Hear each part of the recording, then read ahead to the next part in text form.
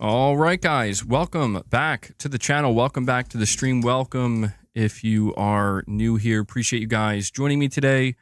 Appreciate you waiting patiently for the intro to finish up there to let more people kind of file in. Hope everybody's doing well today. We have more topics to go over and discuss today, more PlayStation topics. A couple of interesting things I figured we would go over here today. In just a moment, I'm going to give you a rundown of what we're going to be discussing. No, at least I don't think so. Luckily, we shouldn't be talking about Concord unless it happens to pop up in this full interview that we're going to go over. But no, we shouldn't be talking more about Concord. Who knows, though? Maybe it will come up. But, yeah, we are. So let me see. We're just like 6 days away now, I think, from the PS5 Pro launching, it seems. And I don't know if you guys caught this, but apparently somebody put out an unboxing video already. They definitely weren't supposed to, but they did. People are showing the tweets of getting the PS5 Pro. Yeah, there are some people that have already gotten their hands on it, and I don't think they're people that are part of the media or influencers or anything like that. Let's watch it on stream, the unboxing. I don't know if I'm going to do that. I mean, how exciting could it really be? Does it come with something I'm unaware of?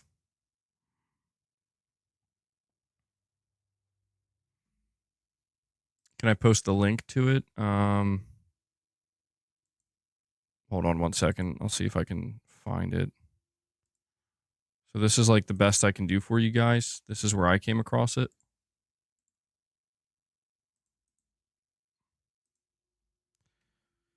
I don't know. This is what popped up on Reddit. You can check that out. People on Twitter fake posting PS5 Pro pictures. That's funny, man. That's funny. If they got it early, there's nothing wrong with that. No NDA is broken. Yeah, I guess that's true. Unknown. I guess that is true. Well, here's what we are going to talk about today. At least the topics that I have listed out here. We're going to be reading the full interview that was conducted with the two PlayStation CEOs, Herman Hulst and Hideaki Nishino.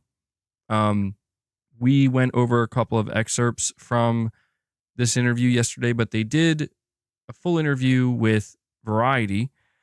And I figured you guys would be interested in kind of hearing what they have to say, because I don't really think that they've spoken much since they've become the CEOs, the co-CEOs of PlayStation. But there's also something they do mention. They talk about their show don't tell strategy. And I think that this might be the first time, if I'm not mistaken, that Sony, or at least, the higher ups at Sony, have acknowledged that this is how they're kind of handling the PlayStation business these days. I mean, obviously it's greatly implied. It's been implied because that's what we've been seeing, but this is like the first time they seemingly just talk about it openly. So we're going to talk about that. We also have a bunch of topics regarding the PlayStation 5 Pro, because as I said, we're getting new information on the Pro pretty much every day. But some of the things we're talking about are what developers actually have to say about the PS5 Pro. This is something that I've been covering and I'm going to continue to cover because, everybody and their mother gives their opinion on the PS5 Pro. But I think that when you hear developers speaking about it, developers who are working on games that we're going to be playing on the Pro, I think, it's always more interesting and worthwhile to kind of hear what they have to say, whether it be good or bad. So we'll be going over that as well. Did they address the recent failures? I actually don't know. There seems to be an editor's note on the interview where it was conducted October 16th. So I think that they claimed they reached out to try to get, more information or further clarification on some stuff, but I don't know if they were able to get that. But guys, before we dive into these topics today and these discussions, I do want to just thank you for being here. Also want to give a shout out to anybody who watches the streams later. I know not everybody can catch them live, so I do appreciate that. I want to ask you to take a moment and please hit that like button. If you enjoy the streams, if you enjoy the content, the easiest way to let me know and to help the stream out is just by hitting that like button. It just takes a moment of your time. And I also just want to take a moment to let everybody know that we are fan funded. So as we're going through the stream today, consider dropping some fan funding, whether that be becoming a channel member, gain access to exclusive perks. You can gift memberships. We're striving for a goal of 25 members. If we hit that, we'll feed the beast. And you can drop a super chat as well. We do have a goal for super chats. It's okay if we don't hit it, obviously, but it's up there. So if you want to strive for it, go for it. And there's also a direct donation link at the top of the chat. I'm only able to do this because you guys make it possible.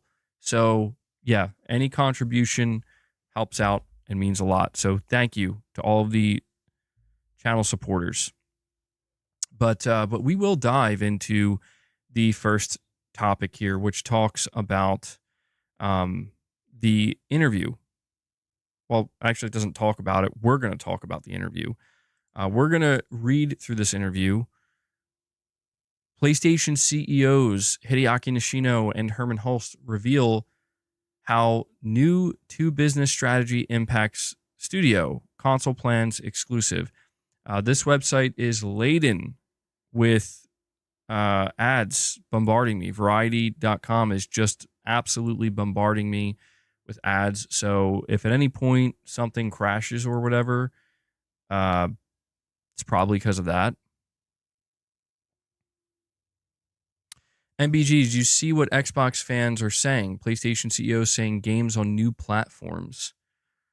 I actually haven't seen that, Vinino. I haven't seen that. The only thing I've been seeing are Xbox players apparently still upset with me from yesterday's stream where I talked about how Call of Duty performed on, in general, now that Microsoft owns it. And apparently some Xbox fans, or at least one guy who left a comment, but he had quite a few upvotes, were upset because I acknowledged the fact that their hardware is down. I don't get it, man. This is where it's like, I give credit where it's due, and it still doesn't matter. But I don't know, I guess to some people, it's just gotta, gotta leave that part out for one reason or another. But anyway, let's run down this interview. So it says, editor's note, Variety's interview with Sony Interactive Entertainment CEOs Herman Hulst and Hideaki Nishino occurred on October 16th, prior to PlayStation's Tuesday announcement it is shutting down Firewalk Studio and Neon Koi. SIE was unable to make studio business CEO Hulst available for additional comment or to clarify his previous comments about layoffs in the story ahead of publication. So that is the editor's note. Keep that in mind as we go over everything we're going to discuss here today. So it says here, this spring, Sony CEO Kenichiro Yoshida turned heads when he picked two PlayStation veterans to lead Sony Interactive Entertainment, Herman Hulst and Hideaki Nishino. After all, having co-CEOs is a potential recipe for friction. In their first interview since assuming their new roles in June, Nishino and Hulst speak to Variety about how their partnership works. They argue that the scale of the company behind the God of War and Spider-Man franchises has grown to require two operations that each need specialized leadership, a platform business run by Nishino and a studio business run by Hulst. This is not co-CEOs. It's two CEOs for the company, Nishino says. Herman runs his thing, I run my thing, and then we get together to talk about how to grow the business. Nishino acknowledges the tension inherent in the structure, but spins it as a healthy dynamic. Growing the business for success has a conflict as well. How we impact each other or how we want to sacrifice or not. It's a balance. It's an opportunity and a risk part. Herman Hulst estimates that 80% of their day-to-day time is spent managing their discrete areas. It's really nice to have two developers at the helm. We both have engineering degrees. We're both pretty hands-on, he says, adding there needs to be a huge trust, and we've worked together for a very long time.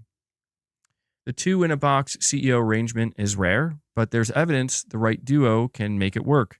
In early 2023, for example, Netflix installed double CEOs to pilot the streamer, and so far, Ted Sarandos and Greg Peters have overseen impressive growth and stock market highs.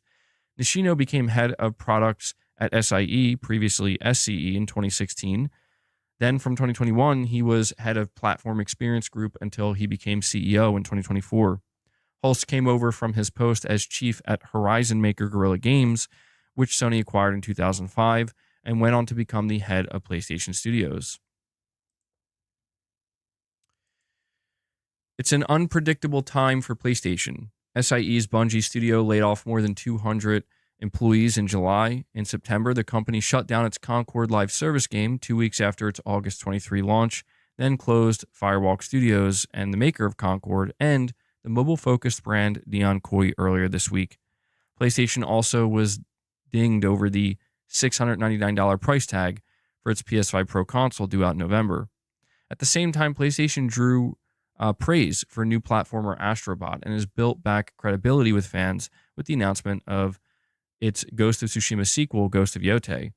The division also is riding high on anticipation for Season 2 of HBO's mega-hit adaptation of PlayStation game The Last of Us and Amazon's new God of War series. I don't know that I would say they're riding high on that, but Herman Hulst and Hideaki Nishino have opted for a show, don't tell leadership style at PlayStation. It's important we convey our strategy, says Hulst, but at the end of the day, I am with the creators a big chunk of the time. Nishino is on the same page. To me, the product, the content, it should be the forward-facing things, he says, adding self-effacingly, behind the scenes, who is the guy doing it? It doesn't matter. So here's the first question they ask. And I want to say, I want to give a shout out to Variety. The first question they ask is straight up, like, not holding back. They're asking about the next generation. Unfortunately, it seems like Nishino did not acknowledge that. He really didn't give, I would say, an answer that we would be looking forward to, but just got to give a shout out to Variety for asking the hard-hitting questions here. The first question is, with the PS5 Pro coming out very soon after we publish this story, I wanted to ask about the timing of that versus what will be the actual next generation device.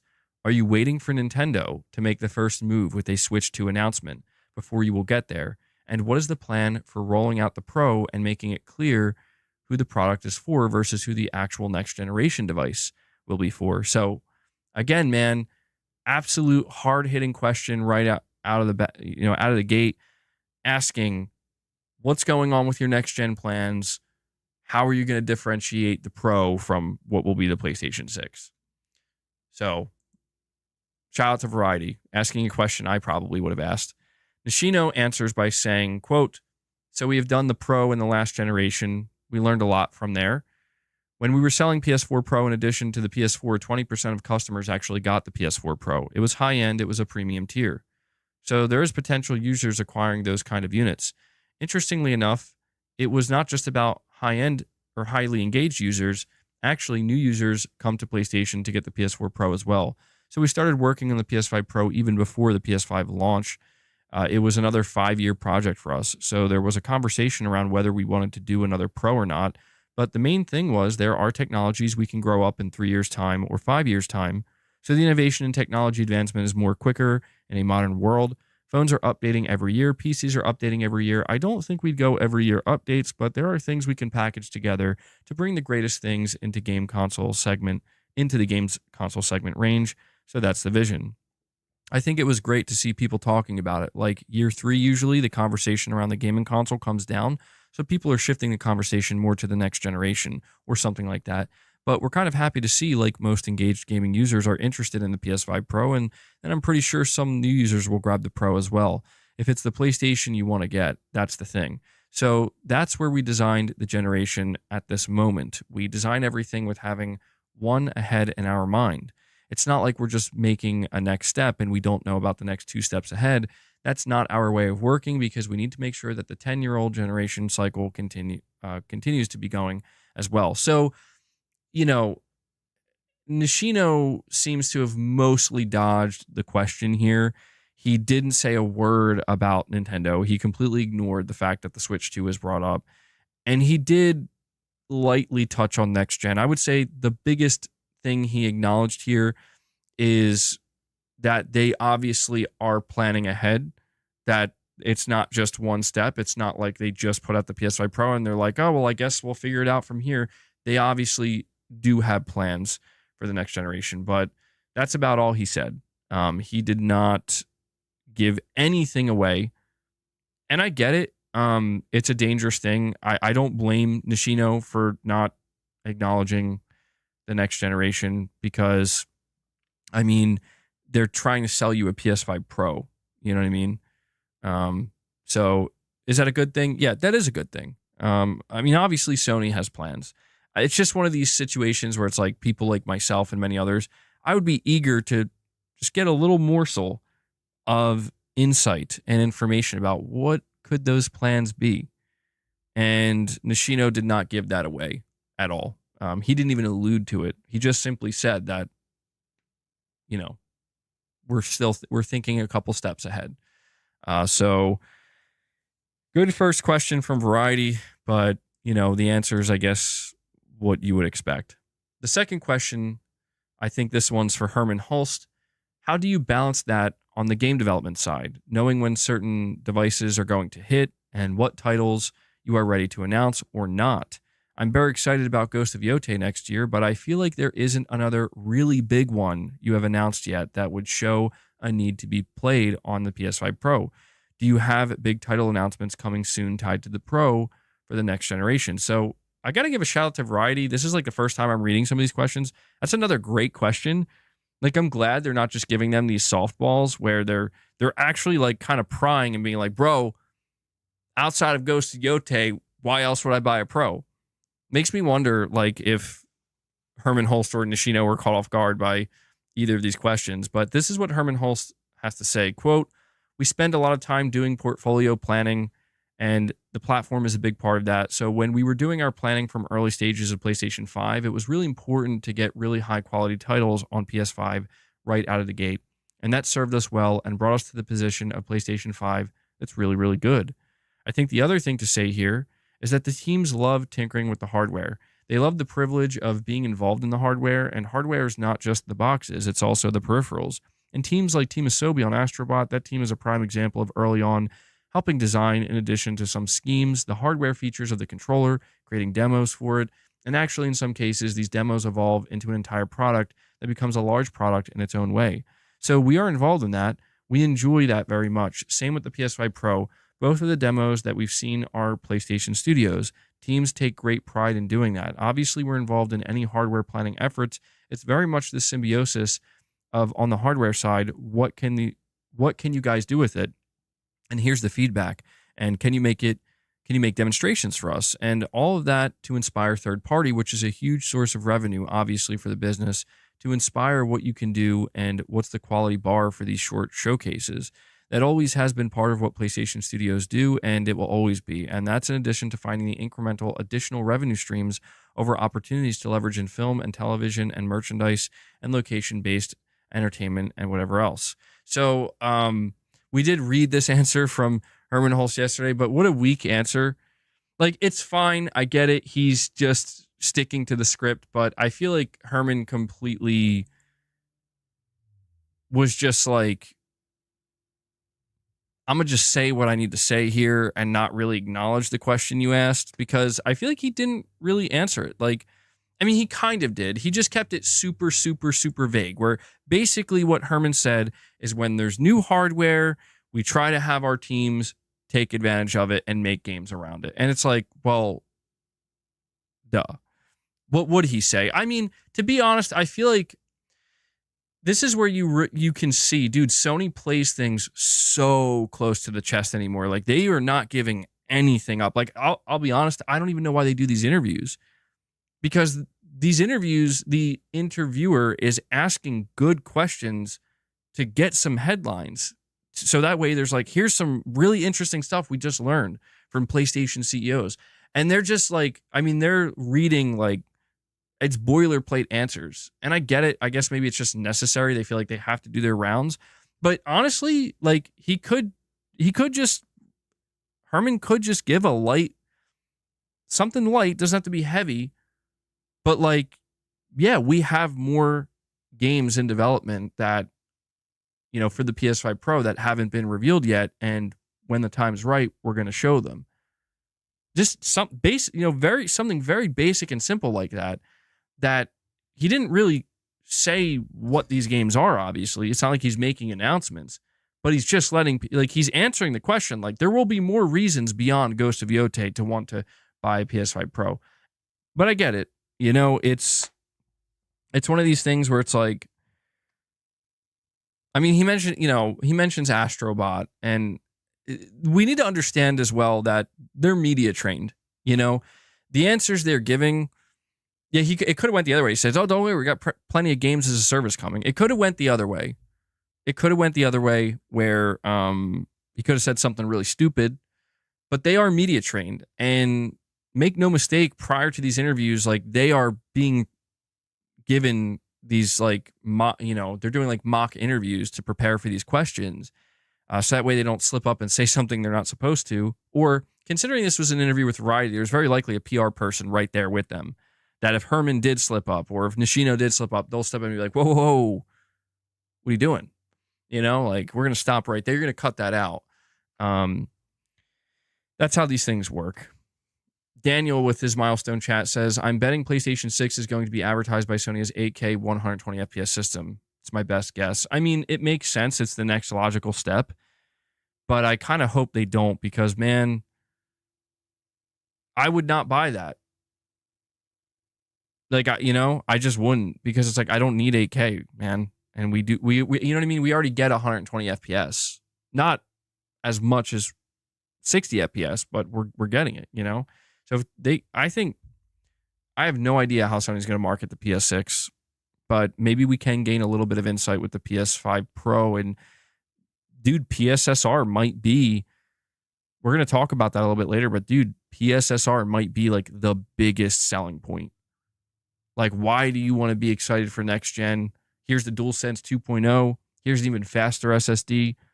Here's an even better CPU. Oh, by the way, here's PSSR 2.0. And here's what it does. But yeah, I couldn't, if a console's displaying an 8K image, I can't even do anything with that,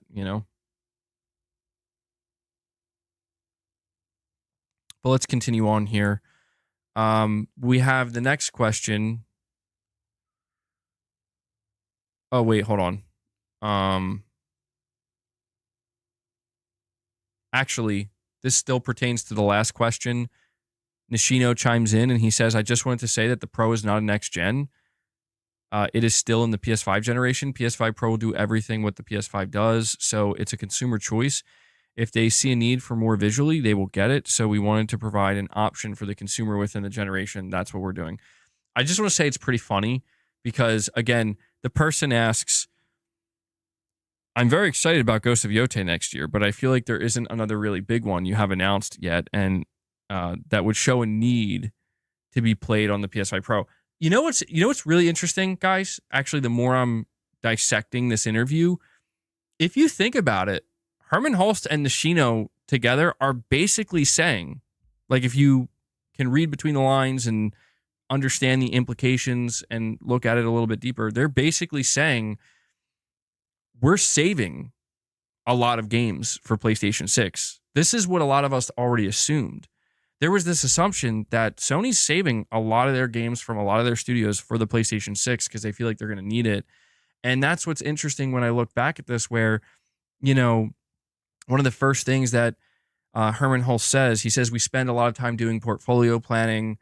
and the platform is a big part of that. So when we were planning from the early stages of the PS5, what do you think Sony's doing now? Early stages of the PS6.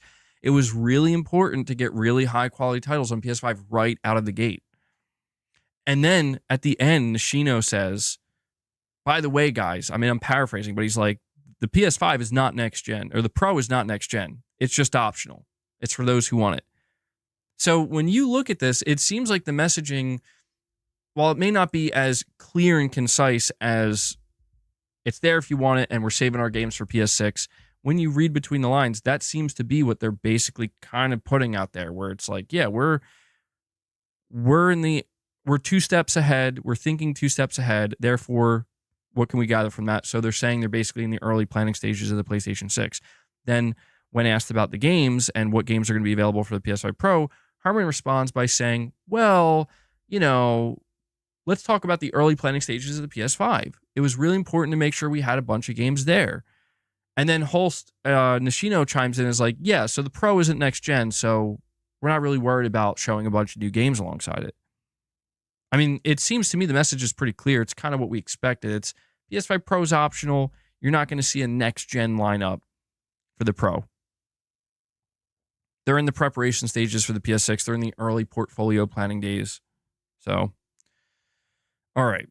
Let's continue on here. The next question is, when it comes to the adaptation side, which has obviously revved up a lot at PlayStation over the years, with The Last of Us Season 2, potentially Season 3 after that, and the God of War and Horizon TV shows in the works, where are those projects right now? And on the game side, are you looking at releasing new games in those franchises alongside those shows? Herman Hulse says, The Last of Us HBO series has been a game changer in terms of the credibility of adaptations from games to television series. We learned a lot from that. We learned that it's really important to involve the original creators to ensure that your experience remains very authentic. As the team stay involved, we're applying these kinds of learnings across the board. At PlayStation Productions, we have 10 productions now in the works. The Last of Us, Twisted Metal, a few others that we're very excited about. I think going forward, we will become increasingly meticulous and rigorous about our franchising. So we're talking about adaptations, but in adaptations, that's taking the game and then see what else you can do with it. We're actually looking to build from the ground up, as we tried to do originally with Horizon, and creating this world and creating this storyline, and how can you tell stories in this world on various mediums. And so we're setting up franchise teams and portfolio management teams to work with teams to do that properly and find different ways to tell stories in the worlds that we are creating. So again, we did kind of cover this quote yesterday. Nothing major there. This is something that I will say we've talked about quite extensively. Sony PlayStation in the year 2024 is all about franchising. It's all about creating properties and coming out with games that have major franchise potential, not one-off games, not games that, are not going to be primed for a sequel. No, you're talking about games that are not only primed for a sequel, primed for a trilogy, maybe primed for a trilogy and some spinoffs, and maybe even throw in a movie, and a TV show as well, and maybe even a standalone live service game. This is what they're trying to do. And, it seems like they've been relatively successful with it overall, honestly. The next question is, you all underwent rounds of layoffs earlier this year, similar to those that hit the entire gaming industry in 2024, but Microsoft recently had new ones. You all have taken Concord offline, and you had additional cuts at Bungie. What is the current outlook for PlayStation and expectations of studios and games being shut down moving forward? Oh, man. Dude, what's crazy about this question is, Herman Hulse knew. He's like, oh, man, do we tell him? We're shutting down Firewalk 2 weeks from now? Herman knew. He knew that it was getting shut down in 2 weeks, but obviously he can't say that in this interview. But yeah, that's a brutal question. And here's what Herman Hulse says. And it's kind of funny. The only reason I'm saying it's funny is because this is the last answer we get for this entire interview. And then it just ends. It just ends. Like, I really wonder if the PR person was like, that's enough. We're done here. But Herman Hulse responds by saying, I will say a few things on that. It's our duty to look at our resource planning and make sure that we run a sustainable business. That's part of being CEO. We never take that lightly because we know these people personally, and it's very close to our hearts and the teams and good working atmosphere. But yes, we've had some layoffs, but it's also important to realize that on the content side, PlayStation Studios is now a much bigger organization than when it started. It's grown tremendously, and that is organic growth that our existing teams, I think, hired quite aggressively, as well as through M&A. So the organizations and employment is much greater now than it was, let's say, for example, 5 years ago. And that's it. That's it, bro. Like, that's the like weakest answer. You could tell Sony PR was like literally breathing down Herman's neck with every word he was saying. That's a shame though, because I feel like this interview was supposed to be longer. And this is, you know, I don't mean to come off as like entitled. Sony doesn't have to say shit. Sony doesn't have to do any interviews, but I just wish that if they were going to do this, like, here's an interview with the two CEOs, it's like, Jesus, man. Like, they may as well be fucking robots, you know? Like, they literally may as well be AI and just giving AI answers. Because we're not learning anything, hardly at all, about anything. And honestly, the last question might have been the most interesting given the current situation. And I really feel like Herman had more to say, but he's just like, we hired too much. We acquired too much. I'm sorry. I mean, I guess that's it, you know? Josh Z with a super chat. Thank you, buddy. He says, to be honest, MBG, show versus tell isn't what Sony needs right now. They don't have a big enough portfolio of games to pacify fans. Nintendo can do this because people know what to expect, both in content and quality. Yeah, so Josh, kind of touching on this whole idea of show versus tell, this was, I think, one of the more interesting things that it's a very small tidbit, but it's basically them acknowledging, like, yeah, this is why we're not really telling you much, because we'd rather show it. And they have been doing that. You know, I feel like when you look at the announcement of Astro up to its release, and then we get the announcement of Ghost of Yotei, and it's only 1 year away. They're definitely doing the showing more than the telling, and talking too much can be a problem as well. We've seen that in the past, especially with like Xbox. It's just sometimes it can be to your detriment to talk too much. You know, there is such a thing as being maybe too transparent for your own good. But I am inclined to agree generally with what you're saying here, Josh. I think that Sony, they don't seem to realize that they are... I don't want to confuse two separate things here. I think Sony is losing, slowly but surely, the goodwill of the more core fan base. And by core fan base, I'm talking about, honestly, like a lot of the people that I think they won over with the PS4 generation. A lot of people, well, you know what? I said that wrong. Not the core fan base. A lot of the people that they won back that maybe could have been part of the core fan base, but they maybe lost with the transition to the PS3. They lost to Microsoft with the 360, or maybe they went to PC or Nintendo, or they just went somewhere else. I think Sony fought tooth and nail to show and tell. Right? They wanted to show and tell all throughout the PS4 generation because they knew, like, we need this. Like, we need this. This is it. And people loved it. You know, people responded with so much enthusiasm, and there was so much goodwill that Sony won that generation. And it does really just kind of seem to me with the way they're talking about it and the way that they're approaching it, that it's like, listen, we don't need to tell you. We don't need to answer your questions, basically.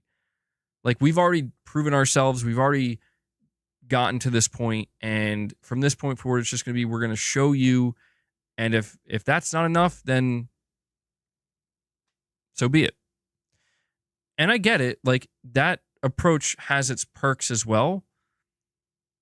I mean, you could make the argument that if you show rather than tell, that can, you know, that can have even more of an impact if what you're showing really resonates, if what you're showing really hypes people up. And I mean, I think of like Ghost of Yotei. I think Ghost of Yotei is a good recent example of like showing and not telling. They just come out, they show you the trailer. There's one small interview done. I mean, a really small interview with the heads of the studio, basically just giving you very basic. Honestly, they just basically told you what you saw in the trailer. That's what they said. And that's it. They haven't said anything since. And there's been all of this kind of, you know, not confusion, but I would say trepidation from certain sections of the fan base that they're just like, yeah, no, we're not even going to look in that direction. Play it when it comes out, find out for yourself. So the good part about this is if Ghost of Yotei is like a 10 out of 10 game and it's like amazing and all the shitty things that people are assuming about it are not true at all, right? They're just totally untrue. Then showing rather than telling, it works even more so in Sony's favor in that case. And Corey, the legend Landiga, coming in on this Friday, dropping a 20 bomb on you guys. Corey coming in immediately doing the big flex, doing the heavy lift, dropping 20 memberships. I want to see some W's in the chat for Corey. Thank you so much for that, Corey. That brings us automatically to 20 members, which means we're just 5 away now from hitting the goal. So, guys, if we hit that 25 member goal, we'll feed the beast. We'll feed the Micro Panther. Leia's in here, too. Man, Leia's starting to look real old these days. I'm looking at it right now. Leia, why do you look so old now? She is old. She's getting old. Leia's getting old. So thank you, Corey. Let me add that to the goal here. If I could find it. But yeah, Josh, I do get what you're saying with your super chat. Sony, I think maybe the biggest problem with them right now, in my opinion, is they seem to be a bit unaware of the fact that I think you may have lost more goodwill than you realize. You know what I mean? Like, I know we talk about, oh, it's just the internet and you can't listen to the internet. It's the vocal minority. But I mean, this is how it begins. You know what I mean? Like, it starts with the vocal minority and it starts with just certain circles. But then it's slowly over time. If something doesn't change, it grows into something bigger. And so I'm not too worried about it. And maybe Herman and Nishino are just kind of laughing behind the scenes and they don't care about it either because they know what they have planned. Like, they know what's coming, you know?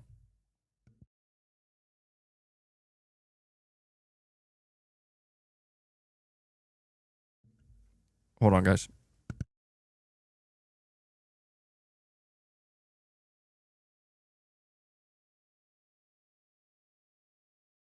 Sorry, Luna must have sensed that we're close to the goal because she was trying to get in. They know they have fair games. I mean, yeah, they do. They do know that. Listen, I almost wonder if Sony is kind of beginning to wind down the generation. And I know that sounds crazy to some people because they're going to be like, bro, what do you mean? We just got here. It feels like we really just started.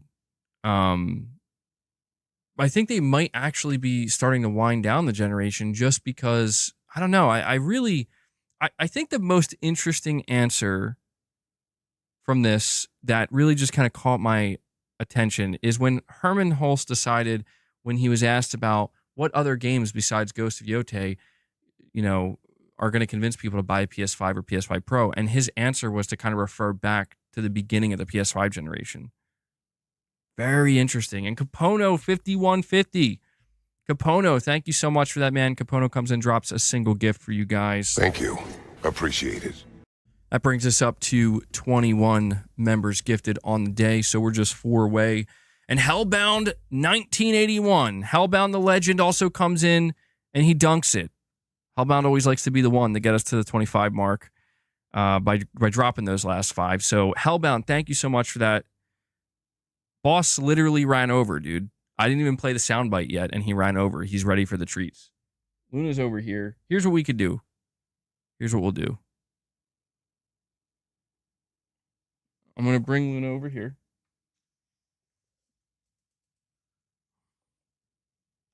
I'm going to give her some treats.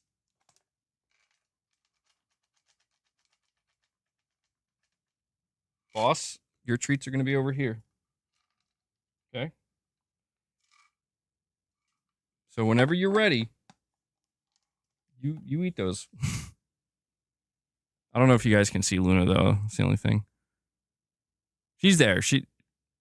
My camera's a little too high, but she's eating her treats right next to me. So there you go. And Rip Channel. What a name. Rip Channel comes in and drops 5 more membership gifts for you guys. Let's get some W's flowing in the chat for these dudes. Thank you. Thank you so much for the support. We're already at 31 members on the day with all these membership gifts. So Rip Channel, Hellbound, Corey, Capono. Good stuff, guys.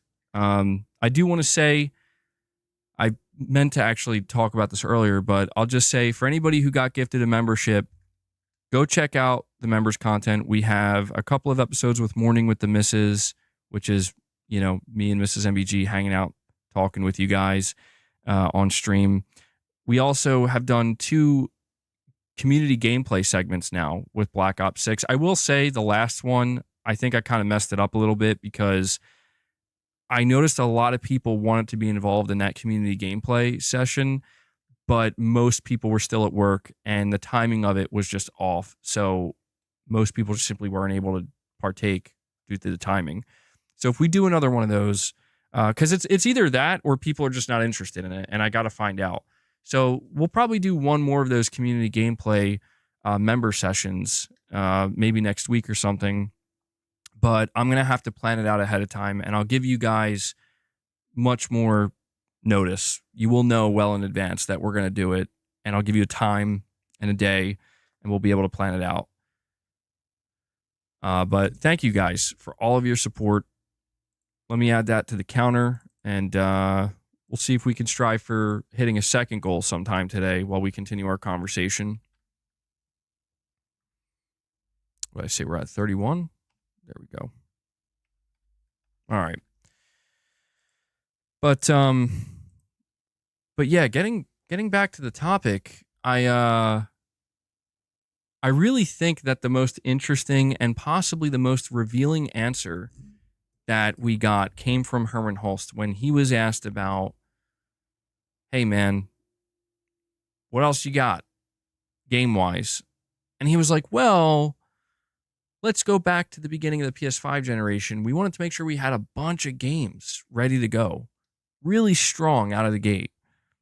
I feel like in a way, Herman's almost subtly kind of trying to tell us that, like, guys, like what we've shown you is kind of what we got, right, for the rest of the gen. And I know that would be really terrible for a lot of people, but Marathon, Ghost of Yotei, Wolverine, Fair Games, and maybe other partnered studios and developers and games that they haven't revealed quite yet.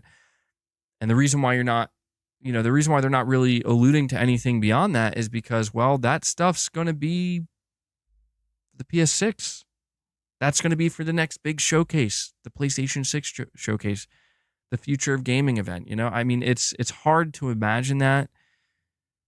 You think I'm being way too doomer about this? Well, I'm not trying to say that like it's even a bad thing, because it really depends on how they handle it. I mean, dude, if Ghost of Yotei is like a 10 out of 10 game, and Death Stranding 2 is like a 9 out of 10 game, and Marathon ends up being really good, and then Wolverine also ends up being like a 9 out of 10 game, I mean, yeah, it's not a high amount. It's not a large volume of games or content. But I am and have always been a believer in quality over quantity.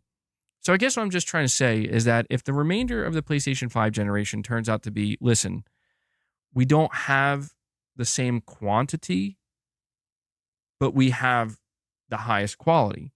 That's going to matter more to me than anything. But I do also want to make it clear that I would be quite shocked if there really is no other like games ready to go.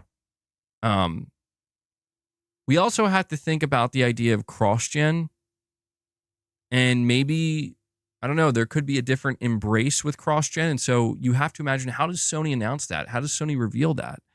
How does Sony come out and basically say, like, guys, listen, like the games that are coming out in 2027 or even like the end of 2026, like these are also going to be PS6 games. How do you do that?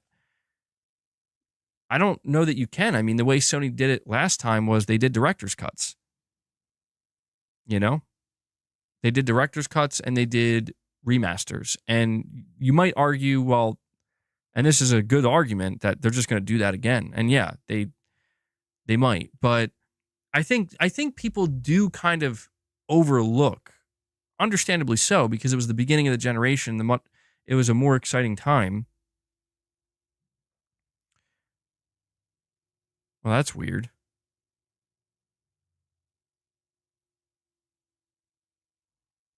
I don't know what to make of this.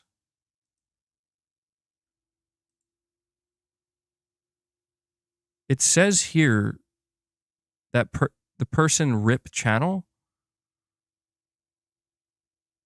their message, so they dropped 5 membership gifts. It says their message was retracted. What? How, like, and their profile's gone. This is like literally rip channel. I don't know what's going on there. I don't know if that's like a glitch or something, but weird. Rip channel, are you still here in the chat? If so, let us know what's going on, man. That was Mini Tom. Oh, you're saying I missed his chat earlier. Oh, that's really weird. Damn. Mini Tom, are you still here, bro? You got to tell me. And Steven Leon comes in and drops another 10 bomb. Steven Leon coming in, doing a flex, doing a lift, dropping 10 more gifts for you guys. Look at that. You guys got a nice little member train going here. Steven, thank you so much for the continued support, man. That actually brings us up to 41 members on the day. So you guys are coming out swinging. November 1st, coming out swinging. Yeah, I got to see what Mini Tom said, because I think I did see him in the chat earlier, but I overlooked his message.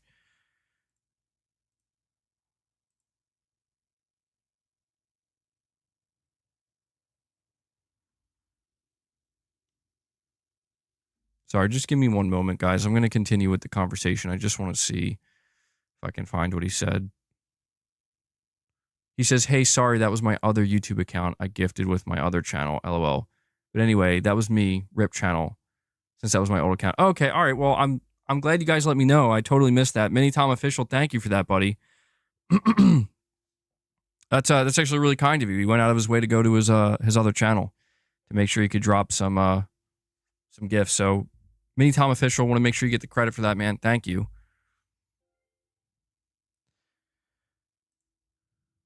What was that? Okay, we got a couple of subscribers too. Cool stuff, man. Supremacy 101 with a super chat says, crunch criticism has played a part. Also, the cost of dev time takes longer than previous generations. And lastly, their IPs are split between single and games as a service. Yeah, all the factors you just listed, Supremacy, I will say that, this is what could lead to a different second half of the generation than maybe what we originally expected. But it really, I think, depends on how important it is to Sony. Because I think the hardest decision that Herman Hulst probably has to make right now is deciding, like, which games are going to be PS6 games versus which games are going to be like, PS5 games. But again, this is where they could kind of change their approach with how they announce cross-gen, because when we look, as I was saying, like when we look at games like Ghost of Tsushima came out in July of 2020. Literally less than 1 year later, they announced the director's cut for the PS5. And it's just interesting to think that that's what they chose to do, because like they could have just announced it was cross-gen.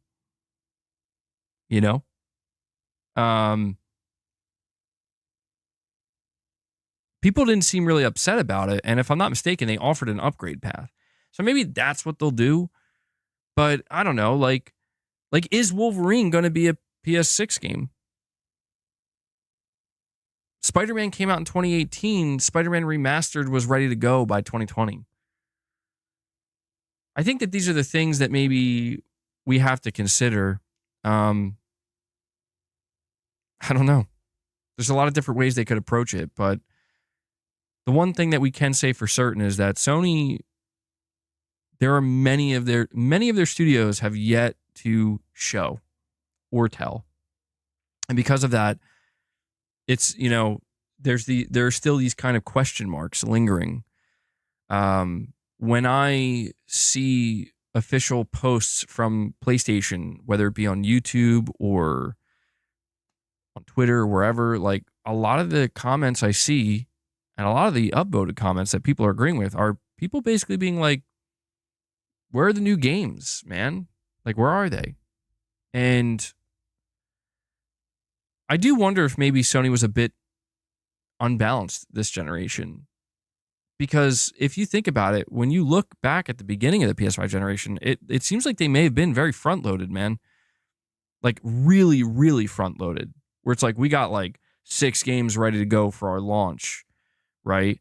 And then we're going to have even more games coming over the next year. And then here's a second wave of games that are ready to go for 2022 and 2023. So maybe they just were a little bit too front-loaded. Maybe that's why things seem a little bit more sparse now. But then again, I don't know. You look at 2024, and I want to make it clear, I'm talking about PlayStation Studios. I'm not talking about, partner games. Because I do want to make it clear that Sony has had a lot of games this year. And that is where I think I disagree, or I tend to disagree with a lot of the arguments that people make, where they try to make it sound like this year has been like terrible or something. And I'm like, not the strongest showing from PlayStation Studios, but overall, in terms of like PS5 exclusives and having a consistent flow, I would say Sony's done really good this year, actually. But I understand where people, they have that, like, but I want to see more PlayStation Studios stuff. I do too. I agree with that. Perfect Image, you're saying it sucks how 2 CEOs are talking. They can't deliver right. It is interesting to kind of, this is the first interview with 2 CEOs. I almost wonder if another reason for this is like, hey, look, we want to have you guys interviewed at the same time. So if one of you says something stupid, the other one can come in and kind of like course correct. To whereas if it's just one CEO saying something stupid, they might just continue saying more stupid things. It's like having 2 Jim Ryans. Let me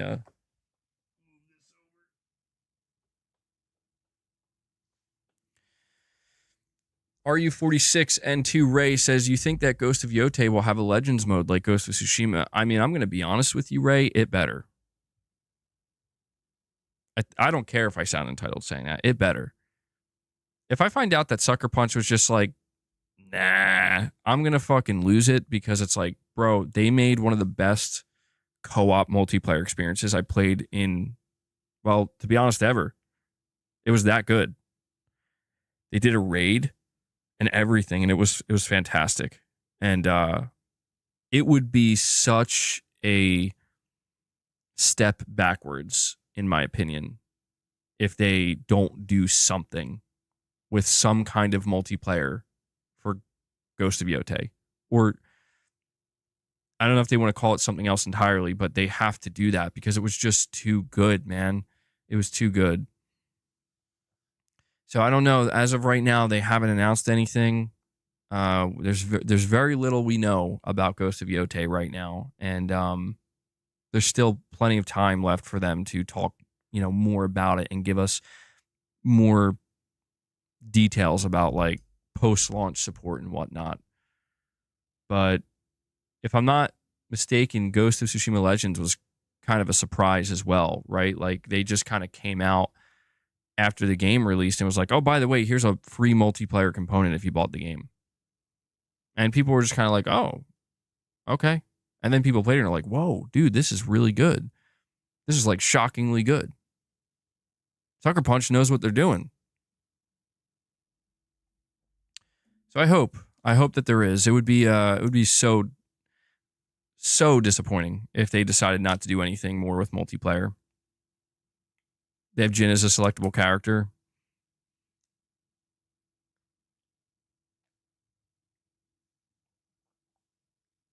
If not enough people played Legends, then they won't make it. Well, I mean, I could see them doing something with it, kind of like what we see Guerrilla doing with Horizon, right? Where it took a while, but Horizon got a multiplayer game up and running in development with a second team, and they're still taking their time with it. It's been many years, but they're trying to make it a genuine like live service game that they can support for years to come in the Horizon universe. And I kind of get why they would do that, because it's like, well, the Horizon universe seems to be I would say it's a really solid world to establish some kind of multiplayer formula in that you can maybe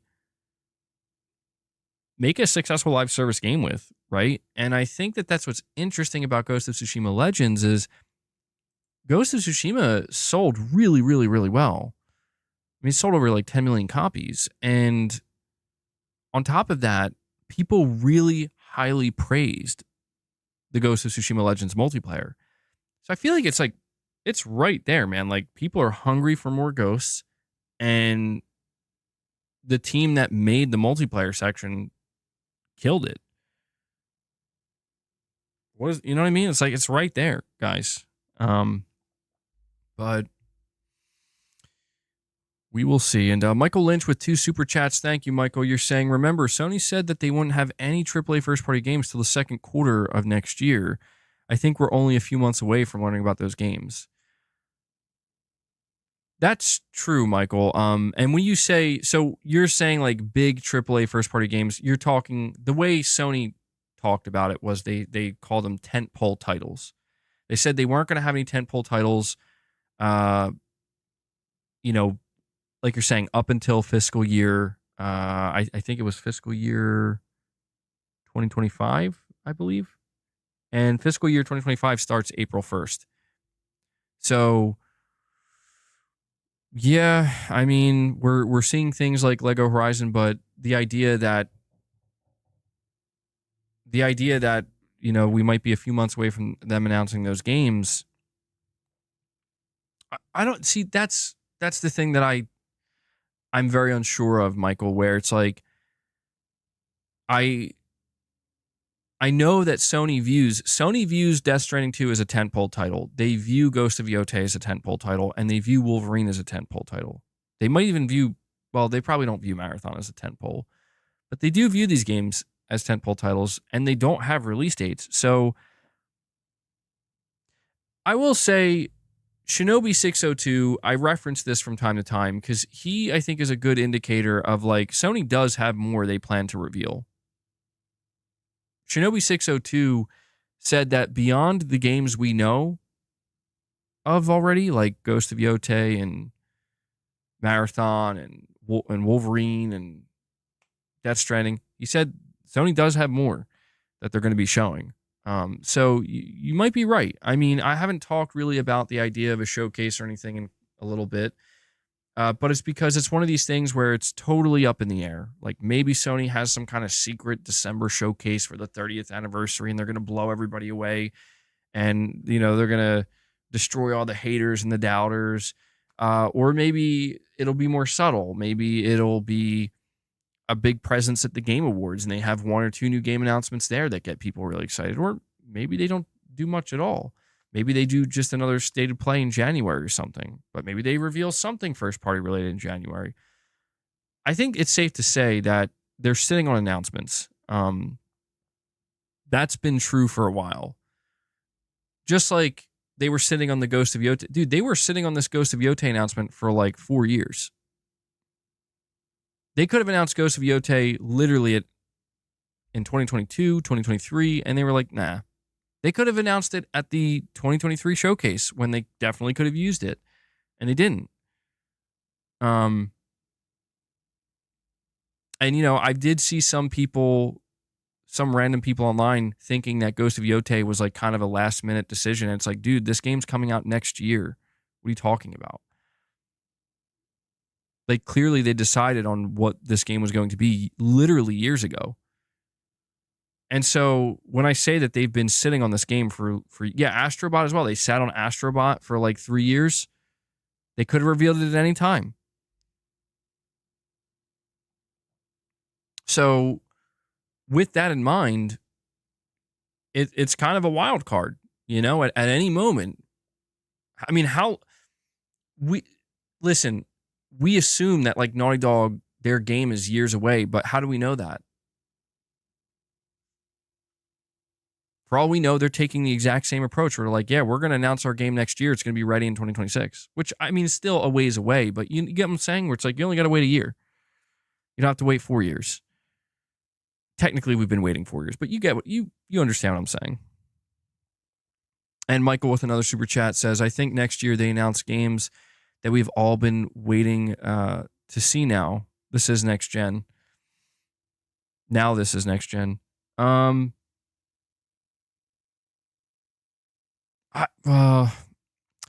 See, I'll be honest with you, Michael. I think that's where I disagree. I think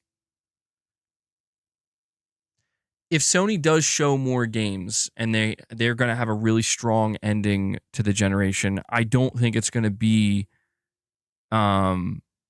it's not going to be everything we have speculated. As in, there is no doubt that when I talk about studio, like when we do the rundown of studios, right? Like, what's Naughty Dog doing? What's Santa Monica's new IP? What's Sony Ben's new IP? What about Bluepoint? What about Housemarque? Etc. You know, there's no denying that some of those studios and some of those games are going to be PlayStation 6 games.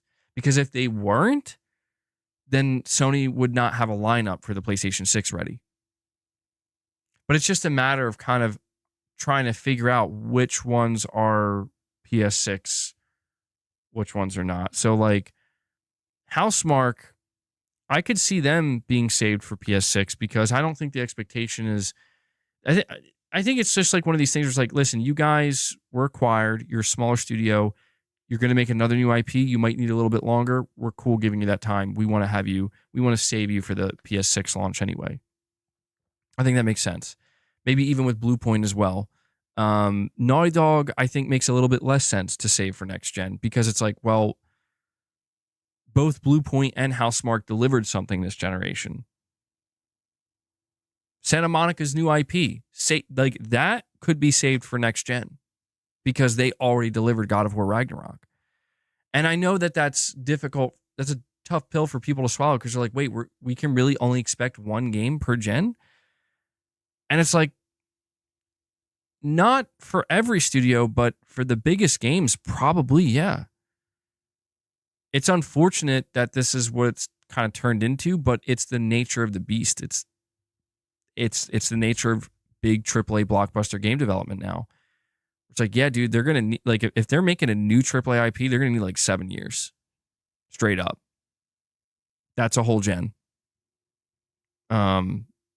It's not to say that Sony is obviously working incredibly hard to try to shorten these dev cycles, but without sacrificing the AAA quality.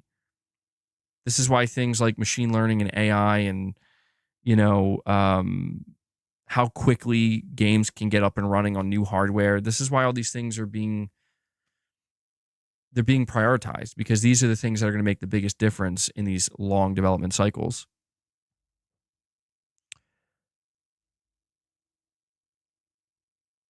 Some studios have 2 or more teams though. Yeah, and that's what gives me hope, right? Where it's like, I mean, maybe we are going to see Santa Monica before the PS6 again. Maybe that new IP will be ready to go by 2025 or 2026. And so really what that does is it allows the main God of War team, the next God of War will be PlayStation 6. You get what I'm saying? Having those 2 teams is really a good idea because it gives each team some breathing room, where it almost does turn the cycle into 2 to 3 years, maybe 4 years at most. Or at least that's how it feels to us, right? Realistically, it's taking them 5, 6, 7 years, but to us, it feels like 2, 3, 4 years. Perfect Image, you're saying how is Ghost 2 going to compete with GTA 6, Mafia 4, and 007? Well, Ghost 2 will not compete with GTA 6. In terms of Mafia 4 and 007, if those games launch at around the same time, I would say they're different enough. Yeah, I would say they're different enough. I don't think they're necessarily in competition with each other. I think the real question is how is Assassin's Creed Shadows going to compete with Ghost of Yotei? I don't know. I think Assassin's Creed is going to be just fine. Did you guys see that thing recently, by the way? Speaking of game development cycles, did you guys see that Ubisoft recently said they want to have a new Assassin's Creed game every 6 months? I mean, are they out of their minds, bro? Like, what are you... I don't get it. How can you not realize that's such a disastrous idea? Do you think that's a W, Unknown? 2 a year? I would be so worried, man. I mean, people already complain about yearly release cycles, but a 6-month release cycle? Jeez. How do you even do that? Can we get 3,000 likes? I don't think we're going to get 3,000 likes, but guys, yeah, do me a favor. If you've been enjoying the stream thus far and enjoying the conversation, please take a moment of your time. Hit that like button. We're at 122 likes. Let's see if we can push to get 150 likes. It helps out more than you know. It's a remaster and a new game. Okay. I didn't realize if that's what they said. That makes a lot more sense. I could see how they would strive for that. That actually could work. Yeah. That's a really interesting strategy, actually. I thought they were like, yeah, when I read that, I was like, 2 new Assassin's Creed games every 6 months? How is that even possible? Sounds insane. But I guess we'll see. We'll see how that strategy pays off. And we have a Wabu Dude with a super chat. He says, Insomniac is truly the MVP studio. Sorry. Insomniac is truly the MVP studio, possibly releasing 3 AAA games in 1 gen. Wild. Yeah, I mean, you do have to wonder how Insomniac pulls it off. I mean, my guess is that the Ratchet and Clank team was working on the new Ratchet and Clank game, Rift Apart, since 2016. And that's why it was seemingly ready to go right then and there, right? Like in 2021. To whereas the Spider-Man team was working on Miles Morales very diligently, obviously, almost as soon as, probably even before Spider-Man shipped, Spider-Man 1. And then Spider-Man 2, obviously was spooled up very quickly after that. So I think it was kind of this... It seems like Insomniac, they're a development studio that understands like it's beneficial to have multiple teams, but these teams have to be super highly efficient in order to make this work. Like no team can be slacking in order to be able to release AAA games or what are perceived as bigger games at that cadence. But I agree, Wabu Dude, they are the MVPs. I know that some people have been throwing some shade at Insomniac these days, and maybe some people are not as high up on Spider-Man 2 and whatnot, and people are skeptical about Wolverine, but I'm a believer in giving credit where it's due, and there's no denying that their output and just the sheer volume, as well as like the quality, the volume of the quality that they were able to put out this gen so far, it puts other studios to shame. So hopefully somebody can pick up the slack soon, right? Give them a break. That's why I'm really curious to learn more about Wolverine. We talked all about Wolverine yesterday. I'm not going to talk about it again because we went over everything yesterday. But I will say, like, I am very interested in finding out like what the actual situation is with Wolverine, because I mean, like, is it coming in 2026 or is it now getting delayed further? And I wouldn't be mad, bro. Like, I'll be honest, it would be so hard to be upset with Insomniac if they're like, guys,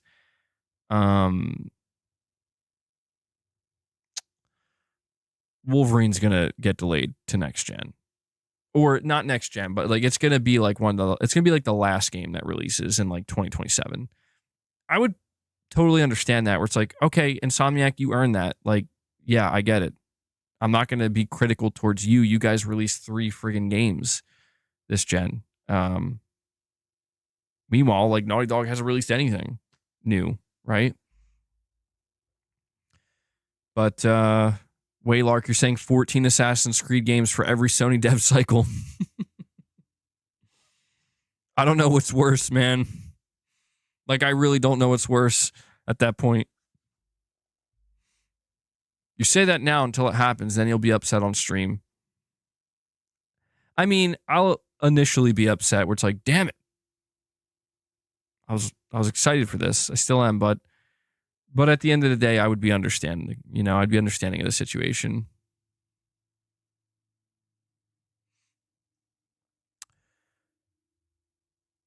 Well, when it comes to this interview with Herman Hulst and Hideaki Nishino, I think it was okay. It wasn't the most insightful. It wasn't the most telling interview, but it's something. And I feel like we rarely hear PlayStation executives talk anymore. And even though it wasn't very exciting or insightful, it was just cool, I guess, to kind of have something to go over. But yeah, it's the only thing that was a little strange to me about this overall interview is the fact that at the end, Herman Hulst, I mean, he barely gave an answer to the question of layoffs and studio management and shutdown. And I mean, I think we all know what the actual answer to it is. It's like, you guys messed up. You messed up. But, all right, let's see what else we have to discuss here. So there's something I do want to point out here to you guys that I think is worth mentioning. All right. Because the PS5 Pro is now in the hands of some people who have not signed NDAs, we're learning more about it. And I came across this on the Gaming Leaks and Rumor subreddit, and it says the PS5 Pro appears to have a slot to access the CMOS battery now. A pretty nice upgrade in terms of repairability. So I don't know how many of you remember this, but I remember. I remember because I remember how much people lost their shit on Sony and the PS5, where there was this whole situation with the CMOS battery. And for those who don't know, this internal battery inside of the PlayStation consoles, essentially, if it dies or if something happens to it, you effectively like can't really play your console. And yeah, people call it like a C-bomb, because if it dies, like your console basically is completely bricked. And if there's no way to properly replace it without like destroying the console itself, then it's basically like a ticking time bomb until your hardware is completely obsolete. And there was a big deal made about this, and people lost their shit on Sony. And apparently with the PS5 Pro, Sony has quietly delivered the message that we heard you and we fixed it. We made it so now you can, if something happens to this battery, you can access it and properly replace it relatively easily. There's like a slot for it. And so this is a pretty big deal in terms of repairability. And I just think it's nice to know that, damn, they listened. And people are like, the top reply here on the Reddit is fucking amazing. They actually listened. Amazing shit. Says, considering a lot of countries now have laws with regards to being able to repair electronic goods, I'm not surprised. This is not Sony being altruistic. So I guess, yeah, it depends on how you view it. Thank you, Sony. You actually listened. Or is it Sony covering their ass? Does it really matter at the end? As long as we got what we wanted, right? Mark Cerny probably did it. Mark Cerny's like, we can't have the C-bomb be a problem now.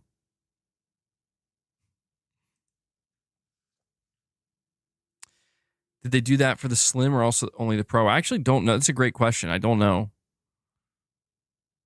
I haven't heard about this in a long time, so not sure. By the way, while talking about the PS5 Pro, for those wondering, Tom Henderson confirmed that on November 4th, that's when the embargo lifts for the official unboxings. But then the actual reviews are embargoed until November 6th. So Sony's waiting till the day before this console launches to allow the reviews to go out. Slightly concerning, but maybe to be expected. That tells me that they're maybe expecting a little bit less enthusiasm this time around. So, makes sense. MBG, they got patched in an update, though. Even if it dies, you can still play your games even without replacing it. Oh, I didn't even know that. Well, that's good too, Miguel. Appreciate you letting me know. The unboxing also allows for teardowns? That I don't know. I'm going to assume probably not. That's probably in the NDA saying you can't do a teardown. It'd be really cool if it wasn't, though. I don't know. I guess it depends. If Sony is proud of what's inside the PS5 Pro, then yeah, maybe they will allow it. If it's something that they want people to talk about, which could be possible, certainly. Waylark with a super chat says, Dragon Age Veilguard is BioWare's biggest launch on Steam, was ahead of COD at number 1 sales, but the numbers are very low for player count on it. It's kind of weird. Let me see. Dragon Age Veilguard Steam concurrent. Let me check. So Dragon Age the Veilguard.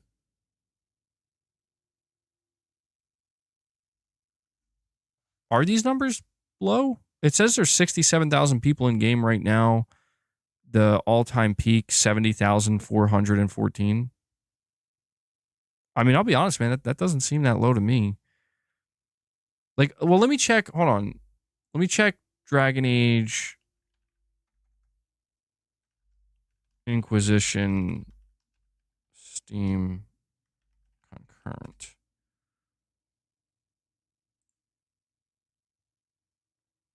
Oh, that's the Game of the Year edition.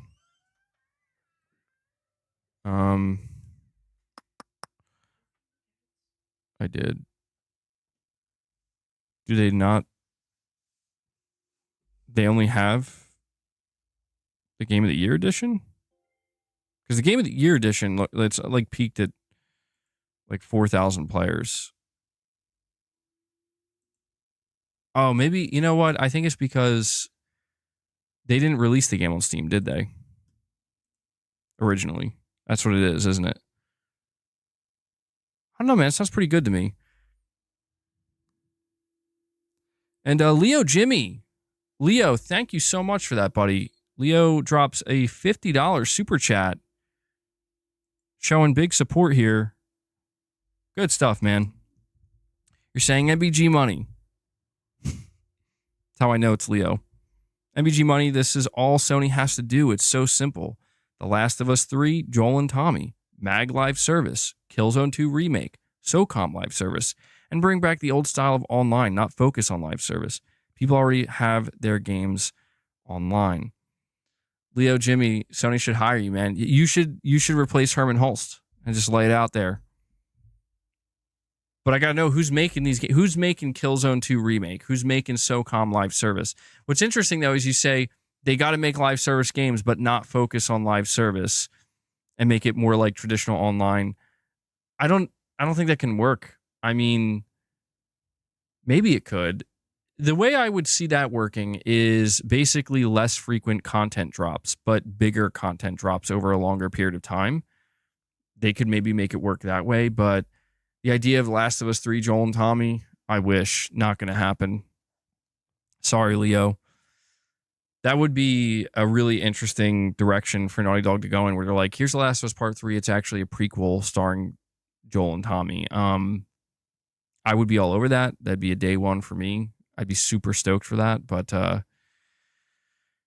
no, I think when The Last of Us Part 3 does happen, it's probably going to be focused on Ellie, you know? I don't know if Joel would play a part in that. Maybe he would to some extent. I don't know how.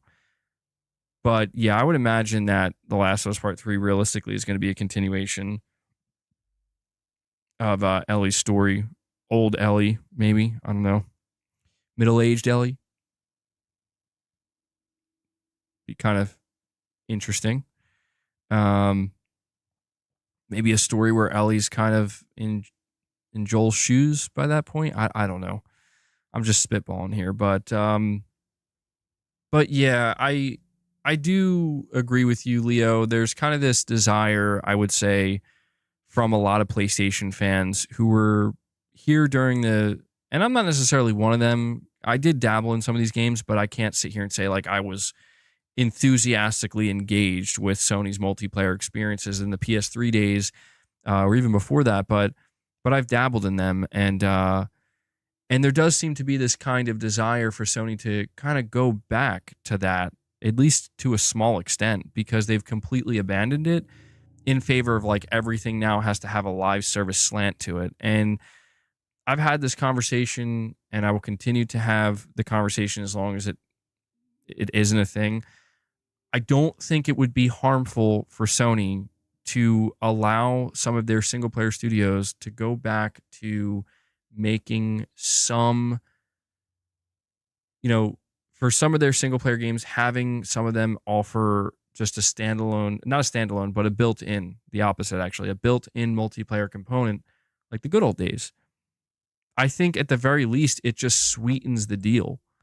I think at the very least, it can encourage overall more sales of your game, right? Like, I've always liked that when it's like, oh, I can buy a, new AAA single player cinematic game that I think looks really good. But also when I'm done with it, there's a multiplayer component that I can enjoy. I mean, Naughty Dog did monetize The Last of Us Online, and I think Uncharted 4 Online as well.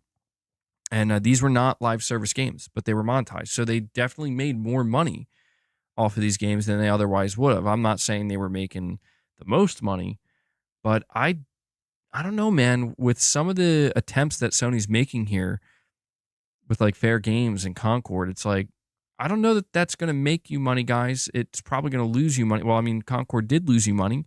So maybe to kind of offset that a little bit is do some things that are a little bit more guaranteed. Like, somebody mentioned the idea of Ghost of Yotei having like a follow-up to the Ghost of Tsushima Legends mode. And I mean, look, man, if they don't have the resources to make a full-blown live service Ghost game, then just create that standalone multiplayer component and add it in to the game to sweeten the overall deal and sweeten the overall package. And then, if you want to have a couple microtransactions in there too, that's fine. I mean, I don't think that would be a harmful thing to do. I think it could really only help. But we'll see what happens, Leo. When it comes to Sony's multiplayer efforts, there's still so much we don't know. But Leo, thank you so much for that generous super chat, man. It's very kind of you. We also have Waylark dropping a super chat saying, watched Asmund play Dragon Age last night. He had 50,000 plus in chat, pure shitting on it. LOL, it was fun to watch. Geez, yeah. You're saying 50,000 in the chat. That's nuts, dude. Um, I don't know, man. I don't feel as offended by Dragon Age as a lot of other people do, simply because I'm just totally disengaged with it. I truly am like on the bench, like I'm just watching. I can't pretend that I have a horse in this race, because I never did and I never will, because I never supported Dragon Age to begin with. So I can't pretend to be like a fan that's upset at what they did, but I also can't pretend to be somebody that's like in support of what they're doing with the game, because I it seems pretty like I watched the skill up review and I'm like, yeah, that definitely didn't look very good to me. But it is interesting to me, though. I will say, Waylark, it is interesting to see that it does seem to be selling better than people thought. I mean, I did see quite a few people saying that this game was going to like completely. I no joke. I had at least somebody on the channel here one time. They were saying that like the pre-order numbers for Dragon Age are like as bad as Concord's. I don't know where they got that information from, but I was just like, how could that be true? Like that's like hard to believe. And it seems obviously that wasn't true. Waylark is saying he'll get 100 to 100K plus viewers for MMO game launches. Damn, dude. I saw on like Twitter recently where he's like, I'm gonna clean my house now. And it was like some kind of punishment. It's kind of weird. But yeah, I don't really follow that stuff too much, or I don't follow Asmongold or similar content creators, just because I don't know, I don't need to. I just constantly see them popping up randomly everywhere. Like I'm not trying, you know what I mean? I don't need to try to, like right now, for example, see Waylark.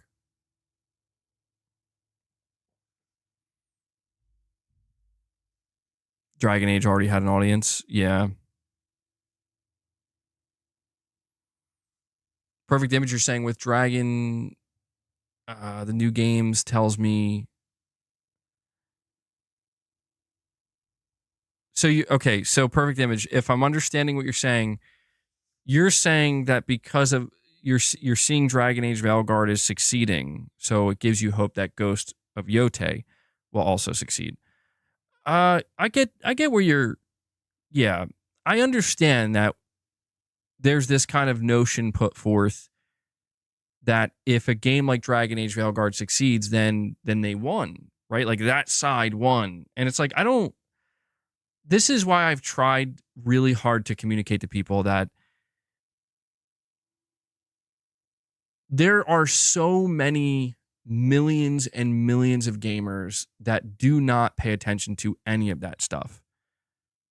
And the only thing they're paying attention to is, does the game look cool and fun to play? Like to actually play. Like, does the gameplay look fun? That's what they look at. And I think this is proven where it's like when we saw the failure of Concord, I've still tried to tell people, I still try to tell them, like, look, man, I was harsh on Concord for a lot of reasons.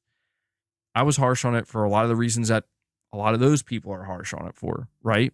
Some of that stuff I absolutely agree with. But I also understood that that's not going to be what tanks it alone. People are looking, like millions of people saw Concord, didn't give a shit about the pronouns or anything like that, but they were like, why does this look not fun to play? And that is what made them be like, yeah, I'm good. And that's so important to understand, because that's how a game like Dragon Age Veilguard can succeed. I'm not saying I'm, encouraging it, right? Because there are definitely some things that I've saw in that game that I'm like, this is flat out weird. And like, I don't like that. I don't want to see weird shit like this just become totally normalized, because it's coming from people who are purposely trying to be weird about it. If you understand what I'm saying.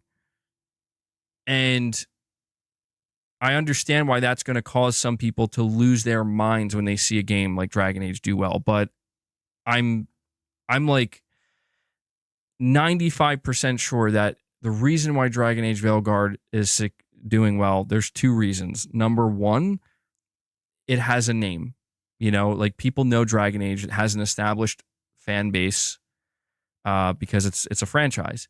Number two, and this is, I think, the most important part, people, when they saw the gameplay, now I watched, like I said, I watched Skillup's review. He was saying the gameplay gets really boring. That's what he was saying. He wasn't even saying it's bad. He's just saying it gets so boring, you get tired of it and you don't even want to play it. But I think most people, they saw the gameplay and they thought that gameplay looks good, so I'm going to play it. I really think it's that simple because, as I said, there are millions and millions and millions of people who don't pay attention to any of this internet discourse, any of the political side of things. They just want to play what they perceive to be fun video games. And that cannot be understated because when we talk about like Ghost of Yotei, I don't think Ghost of Yotei is in any way, shape, or form comparable to Dragon Age Veilguard. And I mean that from like all aspects. Completely different game. We know hardly anything about the game. And because of that, this same logic is going to apply, but even more so because, I mean, there's so much they can show that will win people over who are not yet won over. And we'll find out. But it's interesting. It is interesting to see how some of this is playing out because I've always been the type of person to encourage people, you know, you do have to speak with your wallet. Sometimes you got to go beyond that. Sometimes you have to not only speak with your wallet, but also if you feel compelled enough, you got to push back against stuff that you think is potentially detrimental, right? And I don't discourage people from doing that. I just think that there are certain ways that are better than others when you're going about doing that. And some of the ways I'm seeing some people go about it out here, it's just it's turning into a shit slinging contest here, you know, where it's like who can dunk on somebody the hardest, who can end somebody the hardest, you know, who can cancel somebody the hardest. And it's like that, it's just becoming like a war zone, you know? And that to me is when it's just, I'm not interested anymore. Cause it's like when it gets to that extreme where it's like, now we got to pick sides and fight and we got to end the other side. It's like, all right, well, I'm just going to go play something that looks good. So you guys do that. You know what I mean? Like, it's not all that. Like, this isn't real life. These are video games. These are video games. Just like when I see the way people get, and I understand people I'm passionate too at times. It's like when I see the way people get with like, movies or any media, really. I get it. Like, try to defend it. Try to push back in a way that makes sense and hopefully get things to where you want them to be. But if it escalates to this degree, I don't know that it's worth it. I mean that. Like, I don't know, because you know what the thing is? Like, if something you liked or you enjoyed gets taken over, guess what? There's already likely something out there that was built and created that's actually it's perfect for you. So rather than like wasting your time and energy fighting for that thing that's probably already lost, go towards the thing that is new or that was sitting there the whole time that you didn't even know about and prop that up. You know, that's, I would say, the better way to go about it. But a lot of people,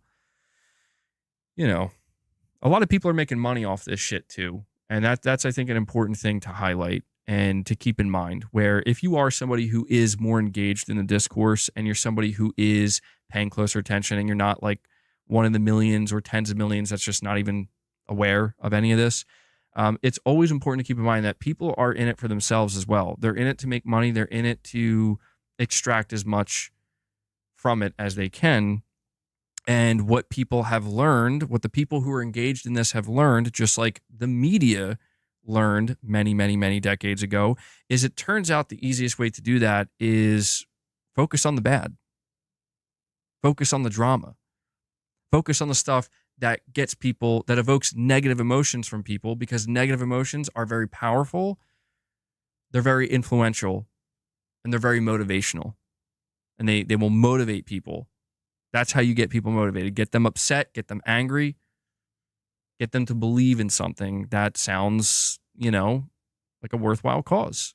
And this is I'm not saying there aren't worthwhile causes. I'm not saying it's all bad or all wrong. I'm just saying that, I think not enough people are thinking critically enough and not realizing that, guys, like, more than half of this, if not like 90% of it, is in the name of engagement and profitability for the individual who is bringing this to you. So there is that 10% that's truly genuine, truly real, truly authentic, and truly coming from a genuine place. But it's harder and harder to find that as more and more people get engaged with this conversation. And a lot of these people get louder and louder, unfortunately. But yeah. Yeah, I've seen that Angry Well Watcher saying the clips I've seen of Dragon Age don't make me interested. I have seen no gameplay, only cringe dialogue. I will say, like, the gameplay I've seen doesn't look that bad. I'm like, okay, yeah, like I can understand thoroughly why somebody would just see raw gameplay and be like, that looks kind of fun. I totally get it. But yeah, I've seen clips as well circulating of like some dialogue and some interactions and stuff where I'm just like, if I watch any more, I'm going to die of cringe. I need to disengage right now. It's just so bad. And that's where it's like, for a lot of people, they probably still don't even care. Like, if they're enjoying the gameplay experience, they probably can look past that. But I do understand when people point that out. They're like, bro, this seems kind of trash. And people use the term rage bait. People use the term rage bait. And I do think a lot of terms these days get overused, but I think rage bait is actually an appropriate term to use because that's what it feels like a lot of the time. And it makes me exhausted. That, you know what I mean? Like, I only have so much energy to give. And I feel like almost everything, just so many things, it feels like it wants me to be upset and angry. And I'm like, I'm fucking tired, bro. Like, I'm tired. If I can't be happy, can I at least just be tired? Like, am I allowed to feel that? It's like, no, you have to be upset about this now too. And I don't know if you guys know this or not, but that's how it goes. That's why I'm saying people need to kind of wake up and realize that if it's not one, like, once one thing ends, there's another to take its place. Turns out this thing that was a problem, it was fixed. So now we got to go on to the next problem. Here it is. Forget about what we were just talking about there. Here's this. Here's the new thing today. I don't know. It's just the nature of things, I guess. Waylark, you're saying, so no more reporting on trash Xbox news?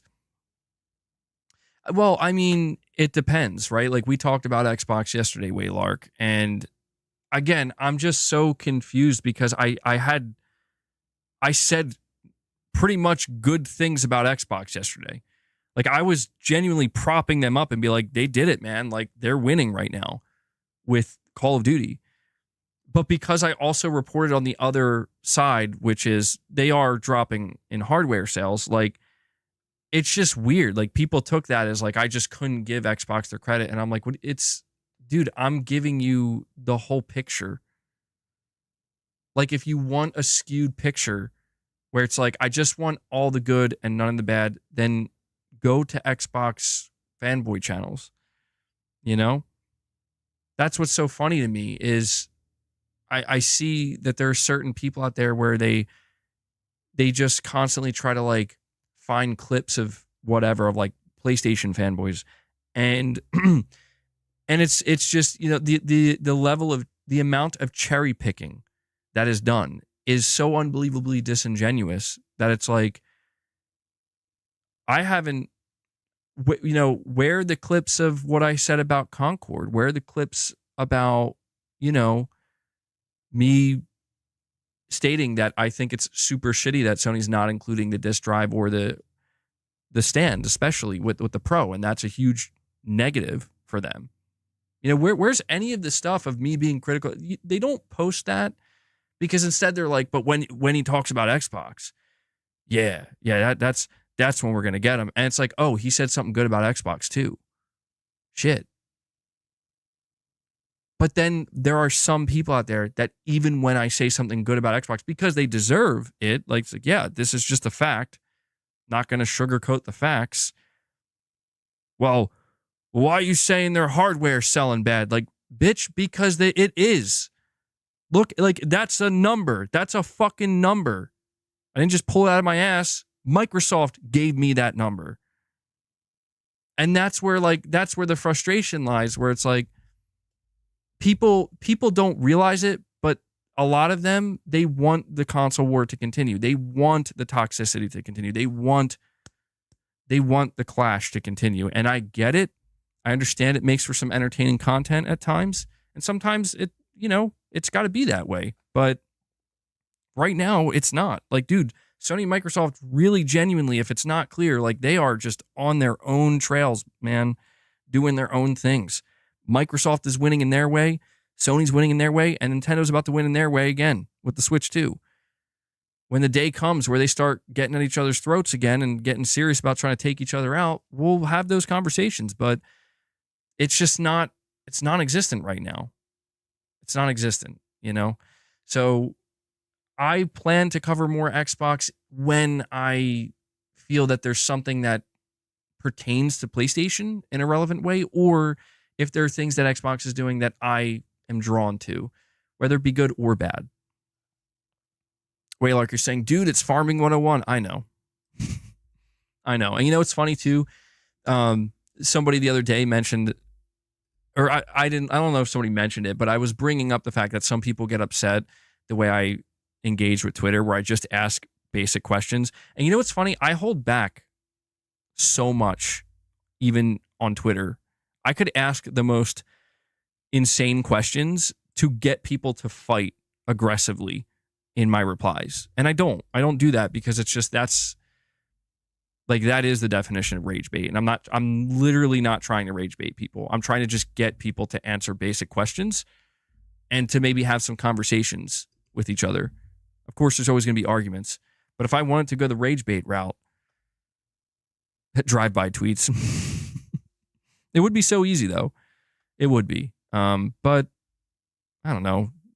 To me, there has to be some level of substance. I'm not saying it has to be the deepest thing ever, but there has to be some substance. And if there isn't some substance, if there isn't any at all, I really feel like I'm tired, man. I got a lot going on in my life these days. Like, I just don't have the time for it. I don't have the energy for it. I got to worry about myself as well. You know, I got to worry about my own well-being mentally and emotionally. And there have been too many times where I've gotten trapped in these cycles of just getting caught up in things. It's like, wait, why did this matter? And it's like, oh, it turns out it didn't. Who would have thought? Josh, I'm sorry to keep you waiting with your super chat, man. You're saying 8 months straight, over 500 hours, and much physical exhaustion. I've earned the platinum for Rebirth, my most difficult one. Do not recommend for casuals, but man, I love this game. Best for me in 20 years. Well, here you go, Josh. This is for you, bro. Holy shit. He did it. He did it. Over 500 hours. He got the Final Fantasy VII Rebirth Platinum. It's been kind of fun getting your super chats occasionally. We're saying where you are in the game and how you're progressing. And it's funny because I think some people, they tune into my channel to hear how I'm progressing with some of my games and whatnot and my trophy hunting, but it goes the other way too. So good shit, Josh. Yeah, I don't know when I'm going to get back to Final Fantasy. I'm not even going to bother trying to, I'm not going to make promises that I can't keep or anything. I'm not going to bother trying to map out when I'm going to get around to it. But I would imagine that whenever I do return to Rebirth, I'll enjoy it much more because I will be playing it on the Pro eventually. At least that's the assumption, right? And it's it's been one of those games that's Josh, I don't know, are you getting the PS5 Pro? And if so, are you going to continue to play Rebirth? I would imagine after playing a game that long and having, struggled that much to get the platinum, you're probably at a point where it's like, I just want to retire from this game for quite some time. But I don't know, some people do platinum games and they just continue to play them and enjoy them. But either way, that's a big one, man. That's a big one. No, I did not beat Wukong. I'm trying to remember why. There was no specific reason I stopped playing Wukong. You know what it probably was? I think I got to a challenging part in chapter 2, and I remember there was a different game that I went to go play. Like I put that down, and I went to go play something else, and then I basically just like didn't return to it. I'm starting to realize, like, as I'm getting older, I'm like beating a lot less games. Like, it's a weird thing. Or maybe I've always been this way and I'm just like noticing it more now, where I tend to walk away from games and then just like, for whatever, I just don't boot it up again. And I don't think about it. I'm like, oh, yeah, I didn't beat that game. Like, I played it, but I didn't beat it. And I'm kind of starting to just accept that, you know what? That's fine. I'm fine with that. There are, I assume, reasons why I don't feel compelled. Like, I don't have this urgency where it's like, I got to beat it. I got to know. I don't know what it is. Maybe sometimes you just fall into things and then sometimes you fall out of things and then you fall back into them. Maybe it's just a timing thing, but I have noticed that it's been happening a little, at least in this year, I will say it's happened a little bit more than it normally does. Maybe it's just because I've been trying to play more games. Maybe that's a problem. I'm trying to play more games, so therefore I end up spending less time with each individual game. But I don't know. I got to try to get a hold of that just because, well, I guess it doesn't matter, right? See, I don't want to create like weird rules for myself unnecessarily. I already do that enough. I don't want to be like the kind of person that's like, no, you can only play a game if you're going to finish it. And even if you don't feel like finishing it, you're going to force yourself, because it's just like, well, why not just do what comes natural? Some of that is idle time, but yeah, most of this year will have been occupied by Rebirth for me. That's good stuff, man. But there you go. You said, what matters most is you said it's the best experience you had in 20 years, man. I mean, can't put a price on that. Time well spent. Good stuff, Josh. And Silent Spartan says, there's just something about a platinum trophy that speaks to me. I have a top-of-the-line PC, but a good platinum run. And you put the OK sign there. Am I broken? No, I don't think you're broken. I know exactly what you're talking about, Silent Spartan. Trust me, I know. When it hits, man. I've had bad platinum runs, I will say, like platinum runs that I would say weren't as well. You know what? Let me walk that back a moment here. There's never been a time where I chased a platinum and didn't feel that level of satisfaction when the platinum unlocked, right? Like, regardless of what I had to go through, like where some games it's like way easier and flows a lot better to get that platinum. Other games, it makes me want to like smash my head against the wall and question my existence and why I'm doing what I'm doing.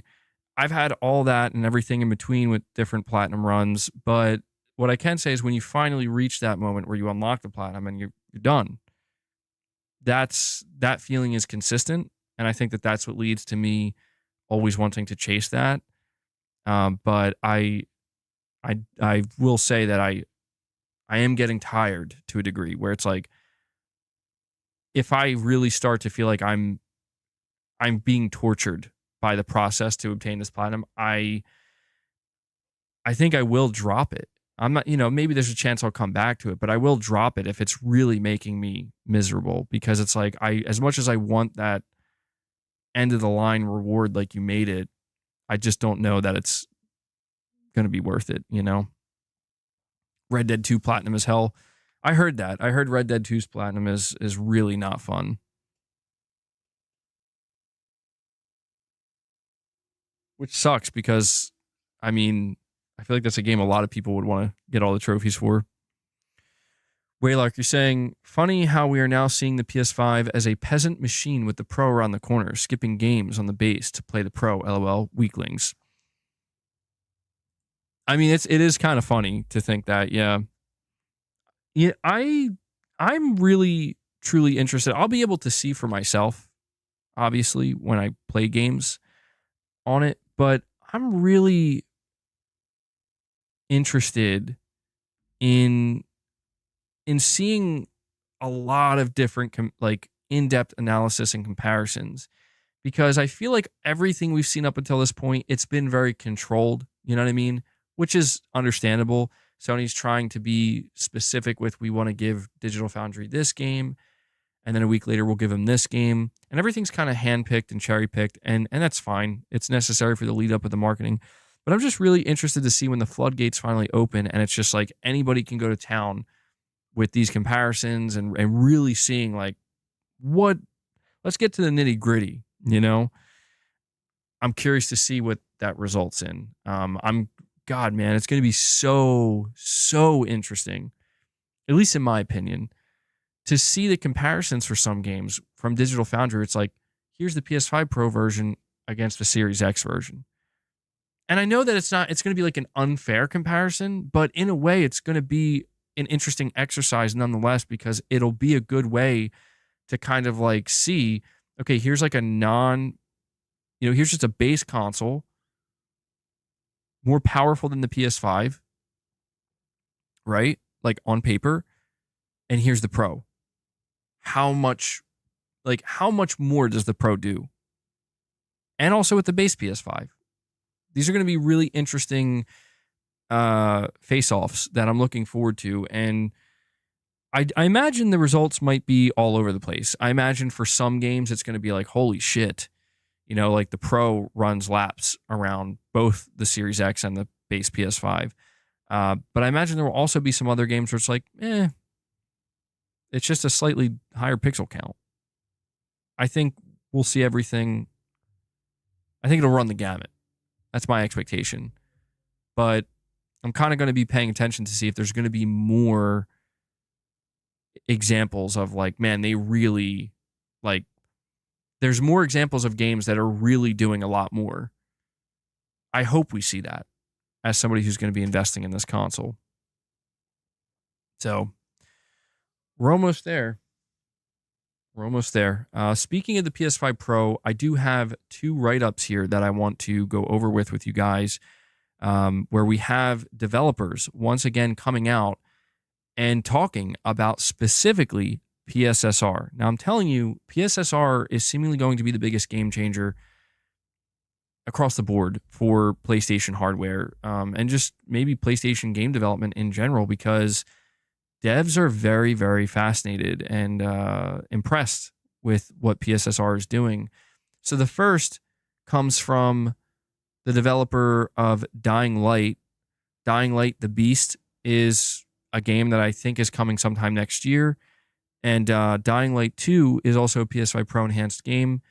It says, according to the franchise director at Techland, while the increased GPU power of the PS5 Pro will be very nice, PSSR, or PlayStation Spectral Super Resolution, may be even more important for game devs.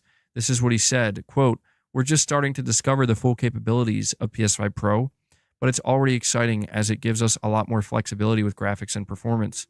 The boost in GPU will allow us to push visual fidelity, especially with complex environmental detail like weather effects, which are very core to Dying Light: The Beast experience. The kind of power also means generally smoother gameplay at higher resolutions, and that's something very important to a game like ours, where the highest level of immersion is of utmost importance. Sony's PSSR is a substantial push for the super sampling technology that other companies are experimenting with. It's a great initiative, as in the future, this can allow developers to focus slightly less on performance and have bigger creative liberty. If what Sony is proposing will become the new standard, then PSSR could potentially turn out to be even more important than the direct increase in GPU power that the console delivers." So once again, another developer coming out and basically saying that the future, like the biggest thing the Pro is offering, and that could be a major difference maker in the future for not just the Pro, but all future hardware iterations is PSSR. Jerry Gamer, you're saying check Showa American Story could be the next Wukong. Sure. Is this a game that just came out today? Or a game trailer, I mean?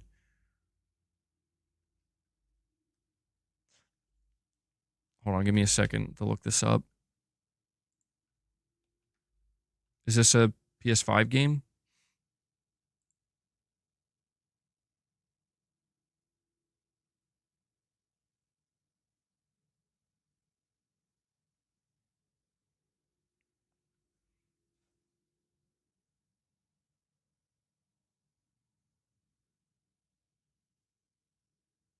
Interesting. Who's making this? Indie game developer Netcom Games.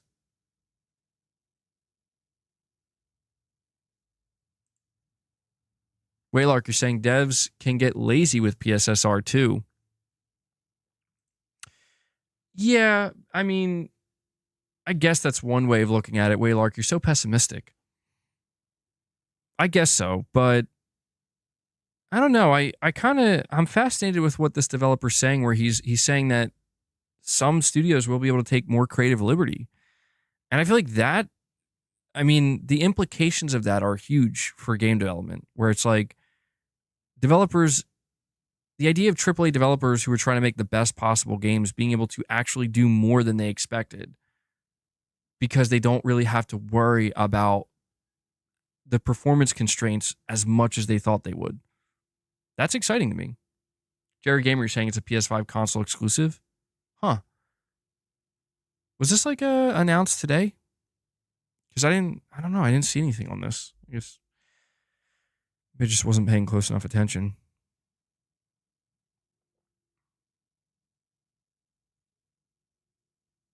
GTA 5 enhanced version coming to PC.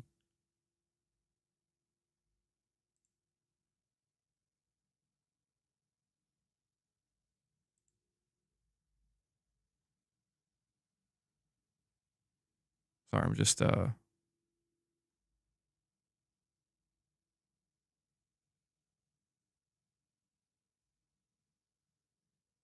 oh damn. This could make for some good drama. Not my drama, but I just saw that Colin Moriarty posted he posted a clip, I guess, from the latest podcast episode calling out Grums, and he's sitting here. He says, "Allow me to go through the document in detail to show you how counterfeit it is and how either dense or dishonest or both Grums himself is." Goddamn. He's going there, bro.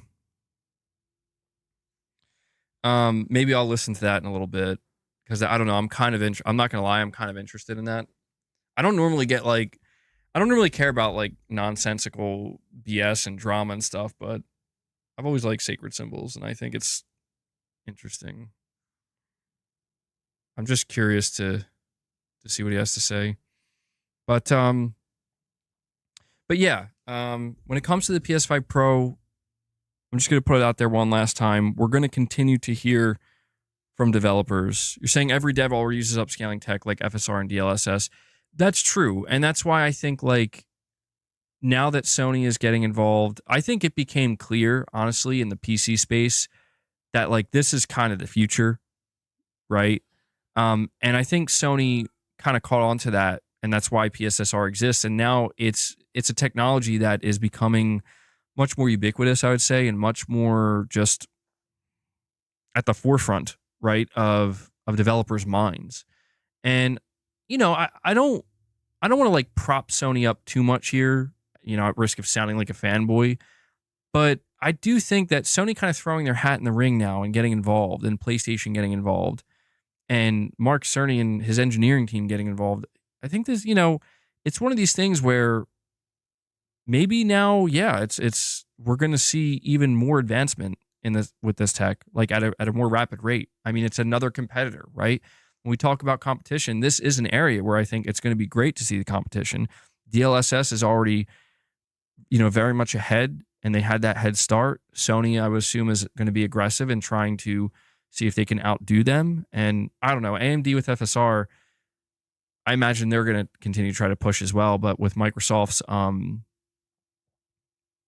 do not remember what it's called. Microsoft has their own tech that they're developing. And there's even something called XeSS. Whose is that? Is that Intel's, or who does that upscaling technology? But there's, it's becoming like clearer and clearer as more companies get involved and more companies start throwing their hats in the ring here, that like this is going to be, NVIDIA and AMD, they seemingly kind of caught on to it early, but now it's starting to become like, okay, this is it. We all got to start going in this direction. Who's gonna keep the top spot now? It's no longer about the hardware race, right? It's about the AI upscaling technology and the machine learning technology.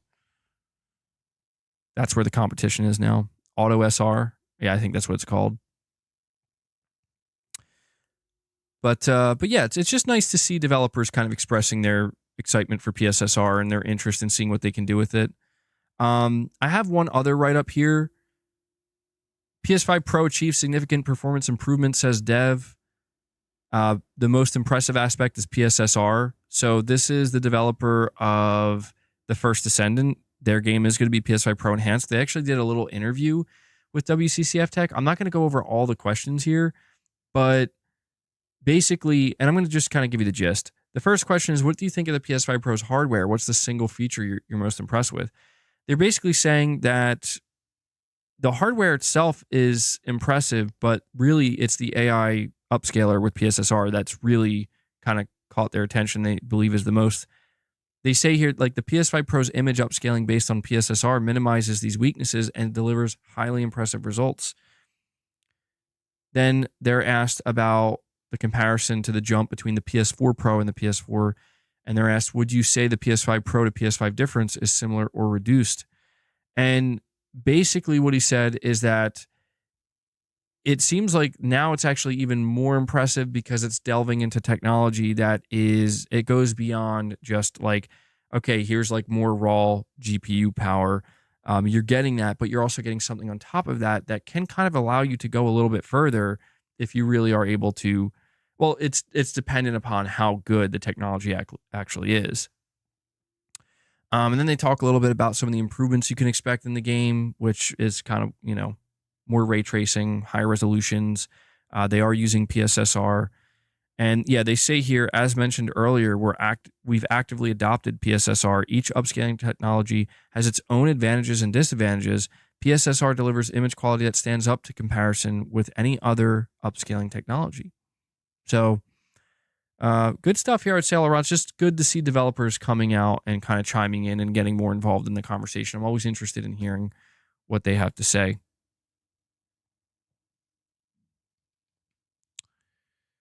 Hardware-based AI is the future of GPU tech. NVIDIA was right.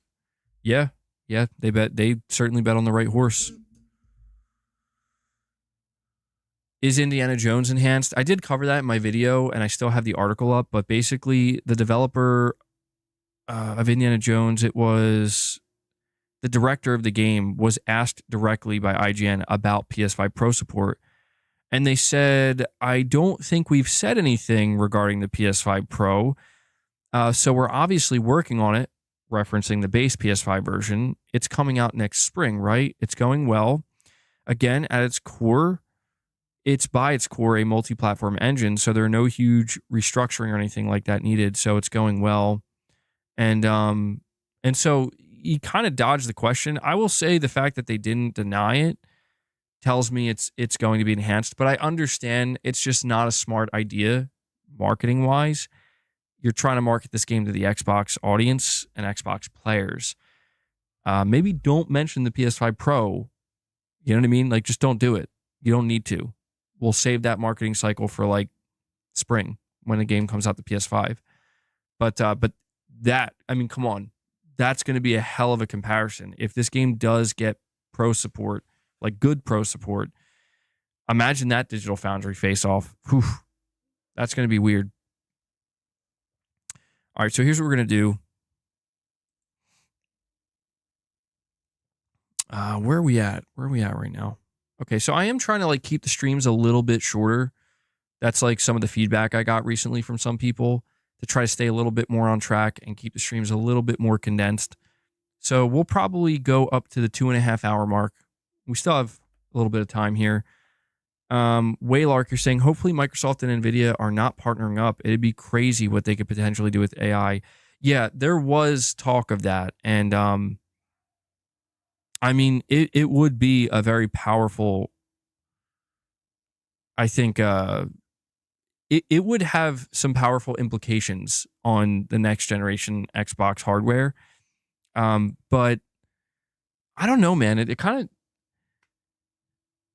Nvidia, I think, is in a more, isn't Nvidia more valuable than Microsoft at this point?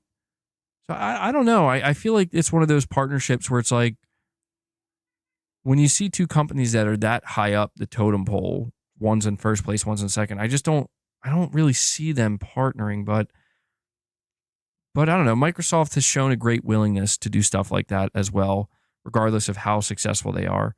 So we'll have to pay attention and see if that's what ends up happening. Maybe Microsoft's next console will be kind of Nvidia based. That would be certainly interesting.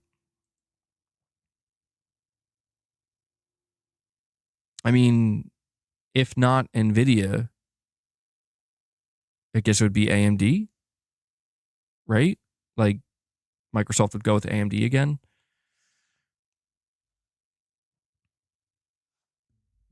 Everyone wants the DLSS. It's that good. I really wonder if like the next like true battle is, it's not Sony versus Microsoft in the console space anymore. It's going to be Sony versus Nvidia with the upscaling tech.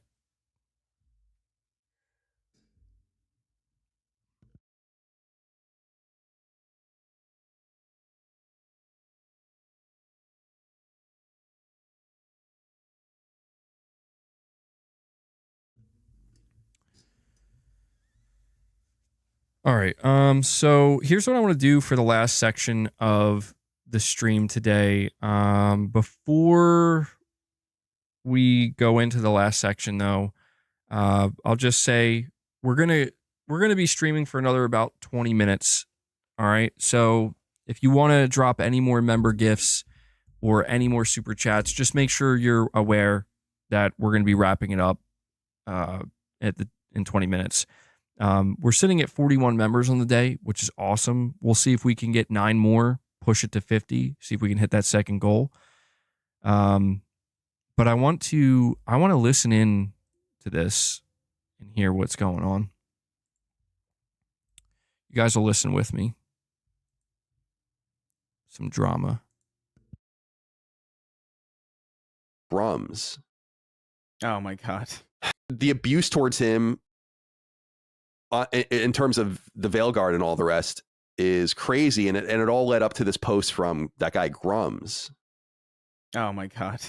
You guys saw this whole thing that happened? So there's like a postscript to this, which is that then this guy Grums tweets out, this is what his tweet says. And his tweet has a note on it because it's like, no, this isn't true. But it says, leak. BioWare and EA caught red-handed. Mr. Matty Plays agreement supposedly leaked. It wasn't a conspiracy theory. It was true. Return to former required phrase. Content creation guides for Dragon Age Veilguard leaked. If true, this confirms everything. There is so much more here. You cannot talk about woke. This is access journalism. Guys, the document he shares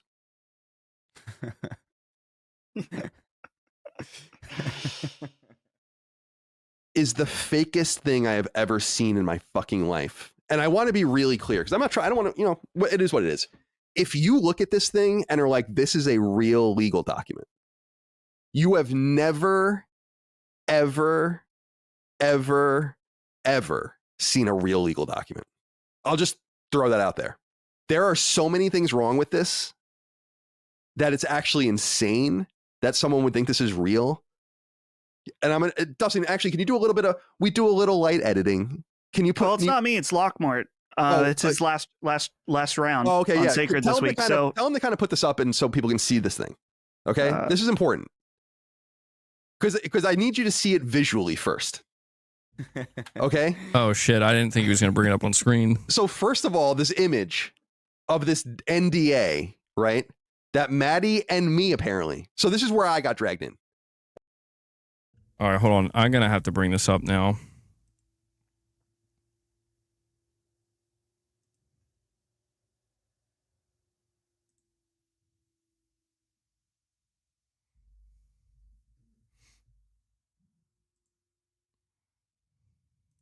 Sorry, guys. Give me 1 second. So I figure you guys will be able to appreciate this more if you can see the visual side of it as well. Was this a Sacred Symbols? Yeah, I guess this is the latest episode they put out. And this was a clip that Colin Moriarty put up, though, on his Twitter. And I find it fascinating what's going on here. So let me just bring up my screen share and see if I can show it to you that way.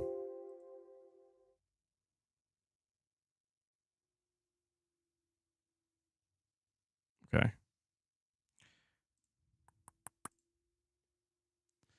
Waylark, you're saying bunch of schoolgirls, LOL. Wait, who are the schoolgirls? I don't get it.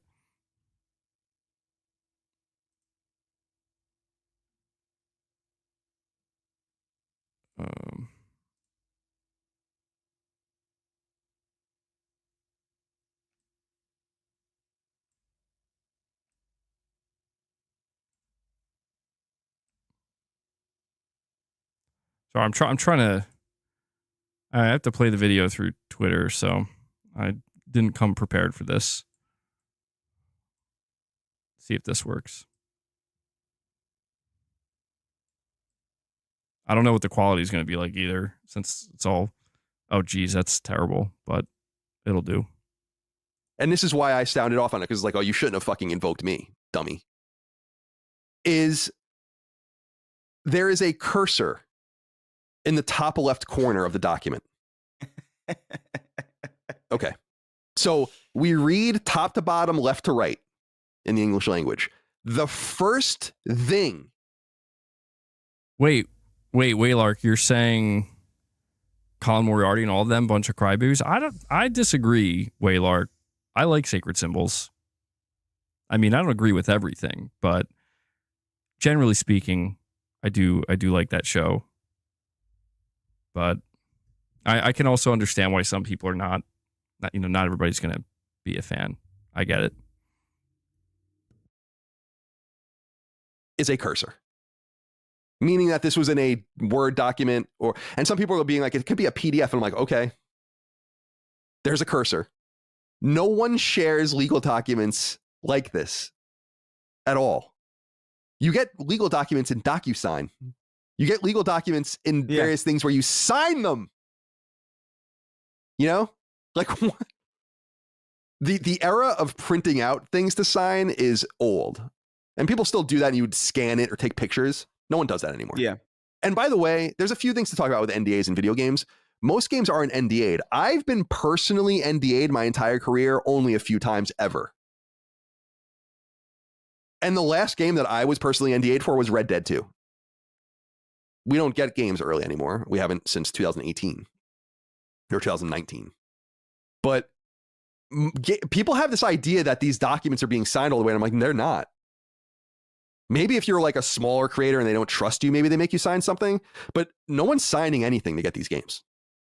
You get what are called review guides, where it's like, these are and they want to make the game look good. And this is how you know this is not real. It's the documents you get alongside games have, letterheads. Let's look at the letterhead of this letter here. After the cursor, it says EA/BioWare in just 12-point Times New Roman font. What is this? then below that, in bigger letters, it says Dragon Age the Veilguard Review Guidelines. Underneath it says Influencer Matthew Schroeder, trademark of Mr. Matty Plays, or Last Stand Media, a trademark of the company Colin's Last Stand LLC, and Colin Moriarty, owner of Colin's Last Stand LLC, as is registered under patreon.com, business housed in San Francisco, FRANSISCO, so didn't spell it right, California in the United States. Let's just stop here. No NDA or illegal document has multiple, maybe people that may or may not sign it. It's either for you or you. In fact, that's a pretty big deal. Like if anyone who's signed a legal document knows, like, if it's like, oh, we have to correct this one thing, the address is wrong or whatever. It's got to all be done again. You know, it's like, it's these things are very buttoned up, but there's so many problems with this. Colin's Last Stand LLC does own Last Stand Media, and some people were like, how would he know that or whatever? And it's like, because it says it on our Patreon, which is apparently something they've been looking at since they think we're registered under patreon.com. Colin's Last Stand LLC is registered in the state of Virginia. Patreon.com has nothing to do with Colin's Last Stand, has no ownership. This is so fake already. It's crazy that people think this is real. And then it says, hereby agree to this non-disclosure agreement with EA BioWare, a subdivision of EA, or Electronic Arts, trademarks of EA, also known as Electronic Arts. Who the fuck wrote this?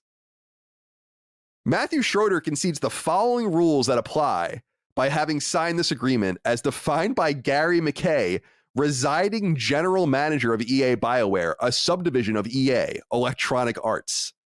Bro, what are you saying? And then it gets mega fake, and people can go into all of this. We wish to communicate through this product that people in the age group of 25 to 34 know that this will be a formal return to the expected output of EA BioWare, as it was once known as BioWare Corp.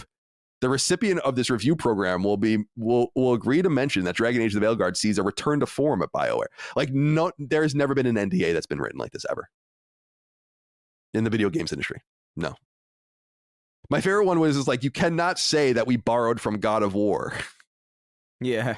By the way, there's also there's spelling errors, grammar errors. Number 4, refrain from personal attacks against members of the EA or BioWare team.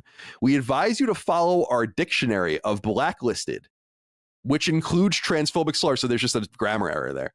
In transphobic slurs, misgendering one's pronouns assigned by truth of choice or any mention of anti-white or feminist sentiment. Listen, Grums, this is for you. Okay? While I think the word grifting has lost all meaning and people just bandy it around, you are a grifter. For someone that produced World of Warcraft, you know so little about how games work, apparently. It's one of two things. You either don't know fucking anything about how games operate, or you do know and you're lying to people when you present things like this. Which is it? Which is it? Because anyone that has ever worked in video games damn well knows that this was fake.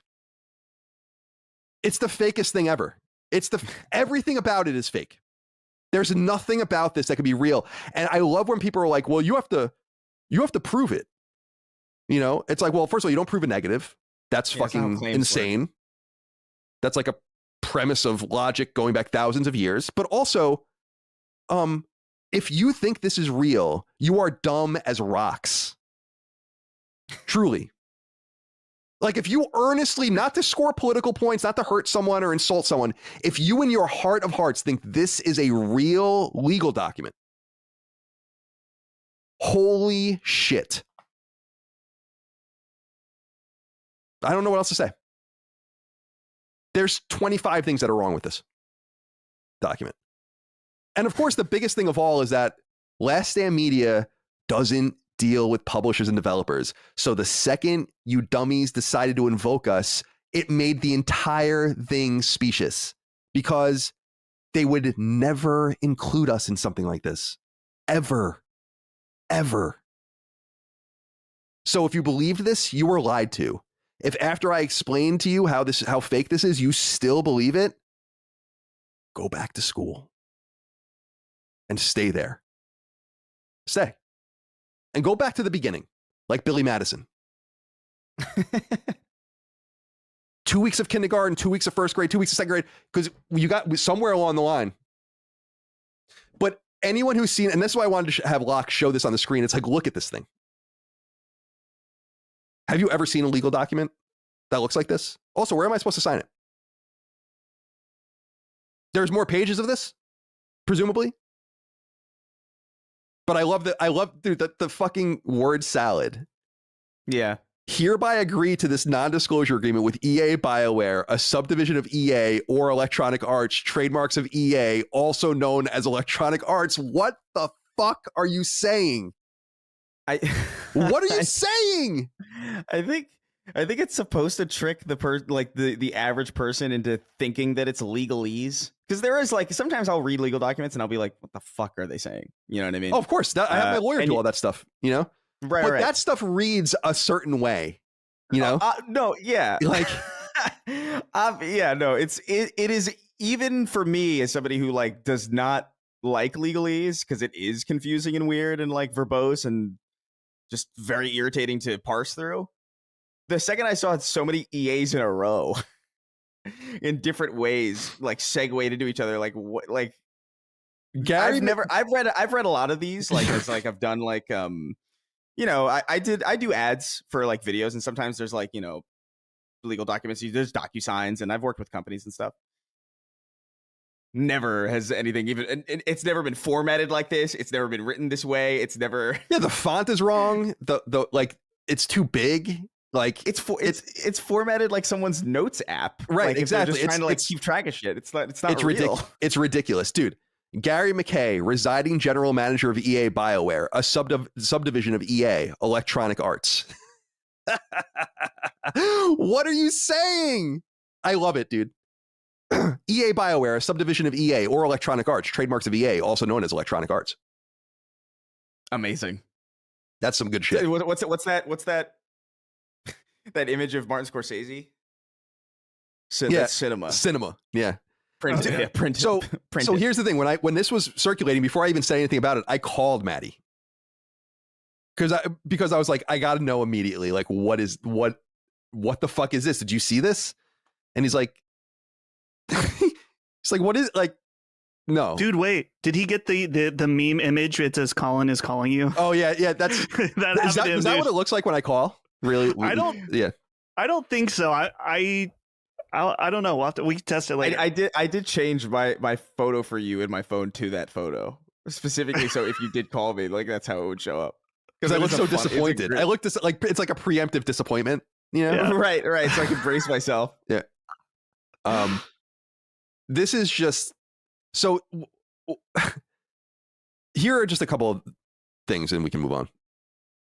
Some people were like, "Why were you so mean to Grums?" And I'm like, I actually think I've shown a little bit, maybe too much respect to this person over time, because I have not personally been invoked. But I can tell when people are like, why do you care so much? You didn't even read the document. You see my fucking name in it? Yeah. You see my company's name in it? This is a lie. So actually, he involved me. And the people that got the document involved me directly. So that's why I'm not being mean to him. People are like, oh, you want to have a conversation with him, or you want to make fun of him? And I'm like, yeah. That's right. So this is never going to happen because Grums clearly is a coward, right? You have carte blanche to come on Sacred Symbols Plus, and I'll sit back and you can say whatever you want. And all I want to say, I just want to ask you questions. And that's it. I think you are a grifter. I think you, as I described earlier, either are completely stupid or lying to people. And you do not care what is true and what is not true. And when you recanted your post, you didn't even apologize to the people you tried to victimize and make look stupid. Anyone who believes you and thinks you are an arbiter of anything valuable or truthful or positive, man, you know, and I appreciate heterodox thinking. And long before you were doing your grifting act, I was actually writing pieces about the social issues in games, and was really one of the tips of the spear of that. Before you came and made everything about one thing and ruined the entire dialogue around games, or at least helped contribute to the ruining of it. Because you are so shallow and so ignorant that you can't separate anything from anything else. And instead of focusing on specific targets and very specific things that are real and actionable, anything that happens must fall into your specific prism of view, and it must rationalize your thought processes. You're a clown. You want to come on Sacred Symbols Plus with that, knowing that that's the way I feel about you, more power to you. But you won't. You would never come on a show like this. And I know that. And I know that you know why that is. Because nothing you ever say will ever stand up to even a little scrutiny. And there are so many better, more interesting, more dynamic, more intelligent people that can argue the things that actually need to be argued about, the 10% or so of what you say, and leave out the other 90% that drowns it all like an anchor around its fucking neck. Leave my name, Maddie's name, and Last Day Media out of your mouth. Thank you. Any thoughts, my friends, before we move on? I think you nailed it. God damn. It got like dead serious at the end there, man. Really, really interesting stuff there. Whew. That was like, dude, that was more intense than I expected. Pulled a Will Smith at the end there. Leave my name out your fucking mouth. But yeah, man, this is why I'm very careful these days about the shit that I see floating around online, Very careful. Let's see where we're at. Oh shit, hold on. Waylark is saying whoever the person is they're talking about, he farmed them good then, getting this much attention and exposure, LOL. I mean, I guess if the end goal is to get as much attention as possible, I guess, yeah, then this kind of does help achieve that. But the one thing I understand fully about Colin and his position is, and his frustration is the fact that his name, as well as the company's name and people working for the company, were brought into it for seemingly no reason, and that's the thing. Like the one thing that, I mean, there's a lot of things that Colin said that really stuck with me and like kind of stands out. The one thing though he mentioned is the fact that they do not work, like Last Stand Media does not work with they do not work with publishers.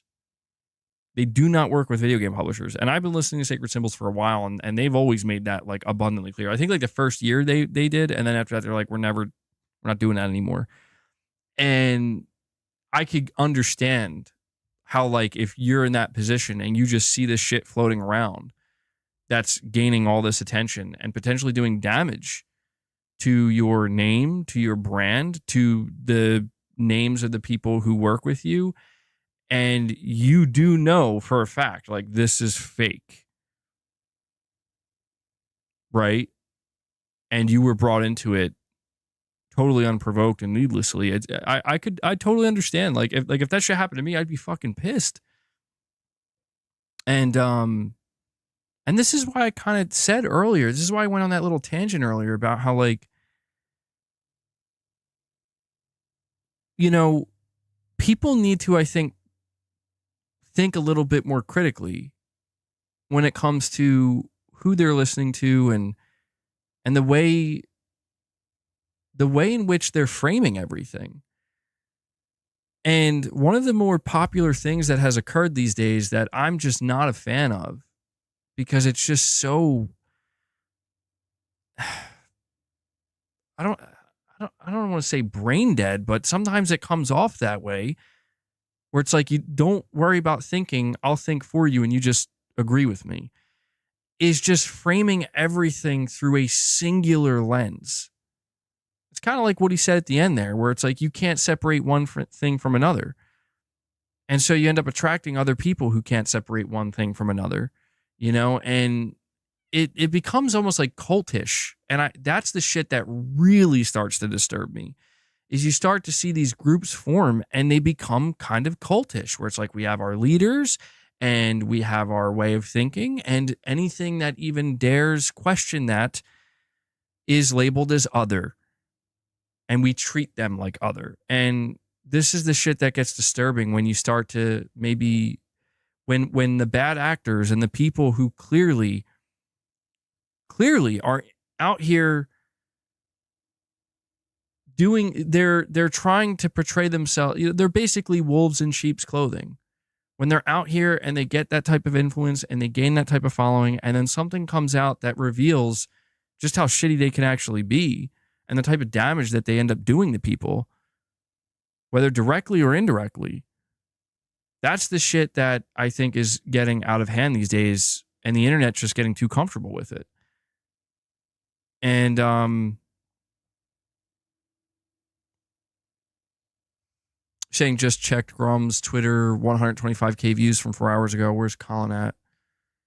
Hold on. So this was posted. Hold on. 53 minutes ago. Near almost 30,000 views.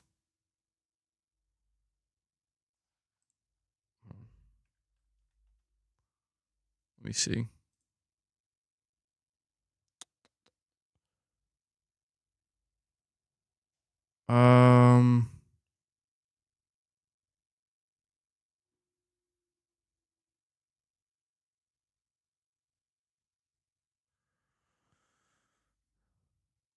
Yeah, I mean,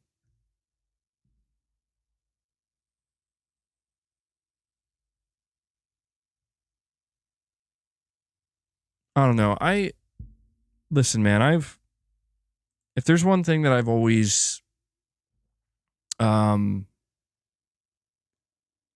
something I've always been kind of very mindful of is that everybody has an agenda. And you would be, I think, naive to assume that somebody doesn't. I'm not saying the agenda has to be nefarious or bad. No, it can be just fine. It can be totally inconsequential to anybody around them. But there's always an agenda. Every individual has something, they have a motive behind what they're doing.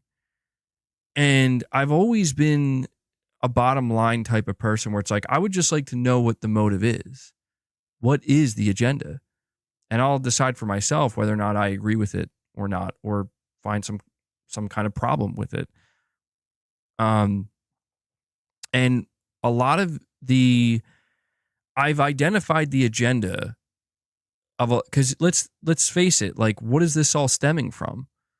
Why did Colin go on this rant? Why did this fake NDA even start to make the rounds? Why was Mr. Matty Plays his name brought into it? Why was any of this happening? Because of Dragon Age Veilguard, because of an agenda. An agenda that some people have become so aggressive towards that they are willing to take it this far, And this is why I try to tell people, like, you got to be careful how aggressive you become when you're against something. You have to be very conscientious of what actions are necessary versus which ones are not. Which ones are out of pure hatred or animosity and not actually necessary and not actually furthering your belief or your cause that you believe in so deeply that you believe is the righteous one, because you might just reveal your hand. And that hand might just reveal that it turns out your cause isn't nearly as righteous as you thought it was, and you just showed it to everybody. People, the very people that they are trying to snuff out and end, are doing the exact same thing. They are revealing their hand. They're revealing their true intent. Their true intent is not good. It's very negative. It has a dark, negative, heavy energy to it. I've identified that when it comes to this political divide and this political divide that has entered in, it found its way into the games industry. It's found its way into development studios. Now it's found its way into the entire culture. There are people who attach themselves to a side. It's about identity politics. It's about race. It's about equality. It's about diversity. It's about inclusion. It's about gender. It's about sexuality.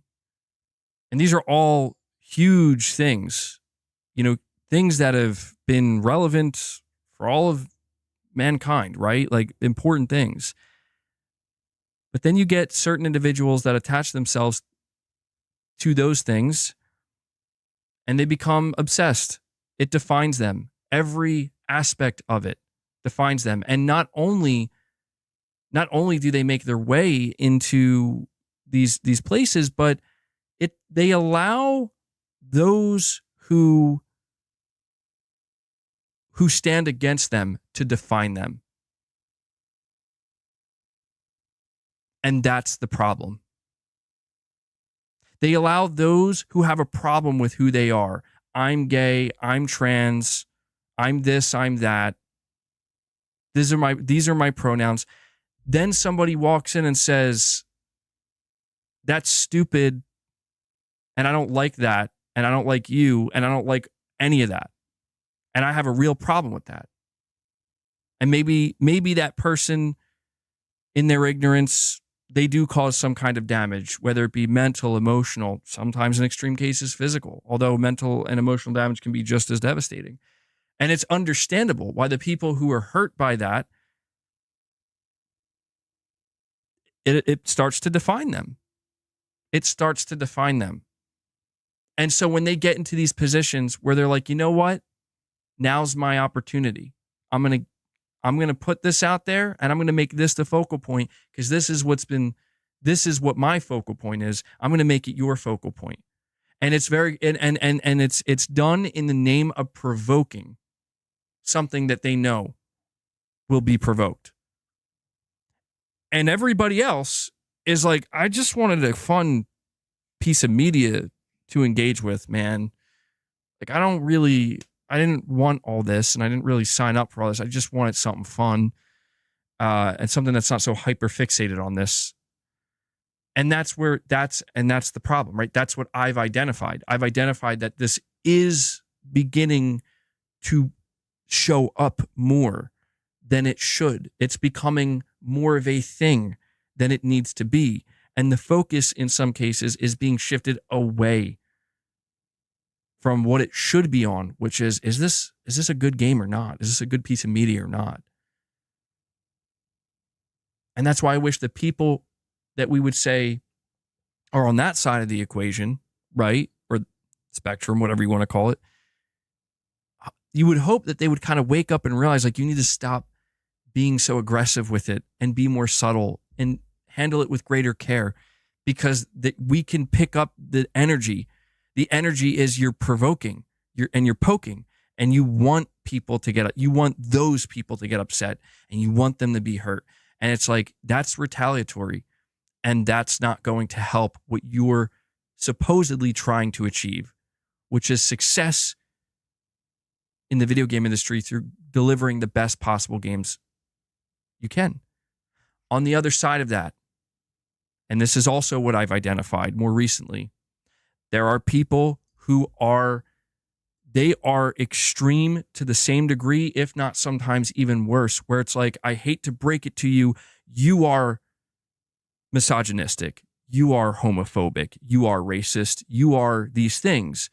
And it's not because I want to just throw these terms around, because everybody throws these terms around, but it's because look at what you're saying. Read what you just typed. Think about where what you're saying comes from and realize that you should reflect. I'm not saying that there isn't a reason to be annoyed. I'm not saying there isn't a reason to be pissed off. I'm not even saying there isn't a reason to be frustrated with some of the stuff we're seeing that is being done in this retaliatory nature. But the answer is not to go to war with that, because that's exactly what they're hoping for. Because neither of you are going to win. And in fact, mostly everybody else fucking loses. Because what everybody else wants has nothing to do with identity politics. It has nothing to do with being, keeping gay and colored people out of games. It has nothing to do with either of these fucking things. There are people who are just constantly provoking one another and leading people to get more and more upset, more and more angry, more and more animosity is building. And more than ever, people are finding places. Where can I express this safely? Hey, come work in the games industry. Sure, we'll let you fucking make a whole section of this game about, being trans, I guess. And we'll even make a section where somebody's got to apologize, right? For misgendering you. The fuck? On the other side, though, people are coming out and they're like, we get it. You fucking hate trans people. We get it. You can't, you have a hatred in your heart because it goes so against something you feel where you just can't accept that. And you're trying to hide it, but you're doing a terrible job at it. We get it. You don't want to play as female characters. You have a problem with strong female characters. And you know what? The reality is, I wonder if these dudes know there are plenty of females walking this planet that would whoop your fucking ass. That's real. May not be the most common thing, may not be as common due to biology, but that does exist. There are absolutely women walking this world that would turn most of these dudes into fucking pretzels. And they would never admit that. They would never admit that. And I get it. Are there women out there with shitty attitudes that think they're big shit, but actually it's like you're just annoying and you have a toxic personality? Yes, but guess what? The fact that they're a female doesn't matter. The fact that the person on the other side is a male doesn't matter. What matters is what the fuck is wrong with you? That's what matters. Why do you care about this shit? Why does it bother you? That's what matters. That's what matters. That's what matters. And people need to realize the only question you need to ask yourself is, why does it bother you? And the more you dig at that question, you might not like some of the answers you find. And some of those answers should or likely will cause you to reflect a bit and really ask yourself some hard questions. And you know what? That's okay, because that's how we learn. That's what more people need to fucking do. They need to sit down, shut the fuck up, myself included, and reflect a little bit. Ask yourself, what is the root of this truly? People getting angry, people living in fear because, oh man, they're gonna turn my kid gay. Meanwhile, the other side is like, they don't want anything to be gay anymore. It's like, I mean, come on, man. Like, it shouldn't be this fucking hard. It shouldn't be this hard. There's so much shit out there that's just cringe and just like, grow up. I wish people could just grow up. I do. I wish people could just fucking act like adults.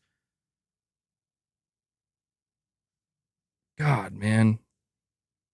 I'm sorry. I meant to end the stream like 20 minutes ago. I guess you're getting a bonus rant at the end where I understand the biggest request on the feedback asked was people were saying they're tired of hearing about the political stuff. And I know.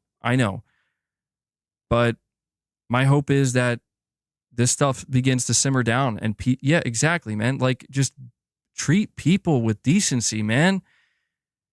And I get it. What do you do when you encounter somebody that you don't believe deserves decency? That's where things get hard, and I get it. People feel like it's their job. It's my job, right? We need to shut this shit down. We can't let this shit get out of hand. But I would argue, listen, man, you don't have to fight those people who are making things worse. the people who really, maybe some people don't deserve decency because they're that shitty. Guess what? They don't deserve anything. They don't deserve your attention. They don't deserve it. Instead, go the other direction. And if they continue to try and provoke, well, you know what? I don't know. Sometimes I start to become a believer in,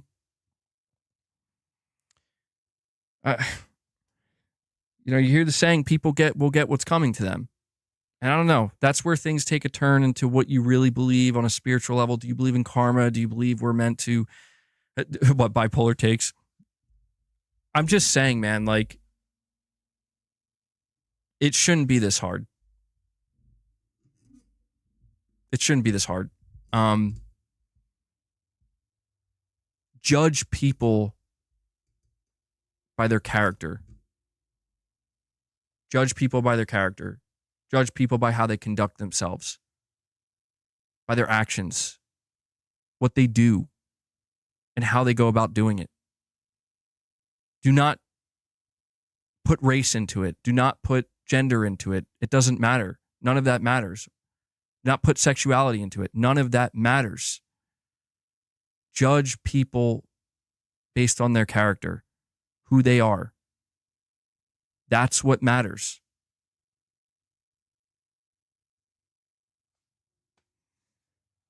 Now, if everybody could just grasp that, I mean, like collectively, that simple notion, just that's all it is. Judge people based off their actions and their character and nothing else. This world would be a fucking different place. But for some reason, that's too hard.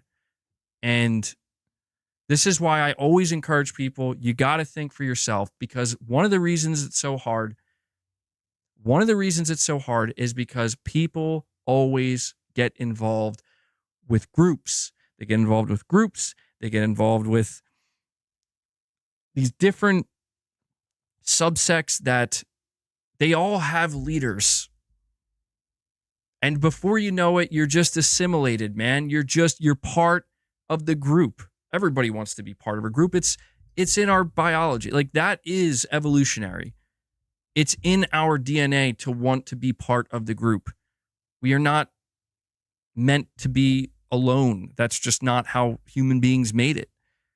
So it's understandable that people will do what they feel they need to do to be part of the group. But this is where it's like, dude, really be skeptical of any group you're in. Be skeptical. Doesn't mean be angry with it or be upset with it for no reason. Just be skeptical. Just always question, man. Always question.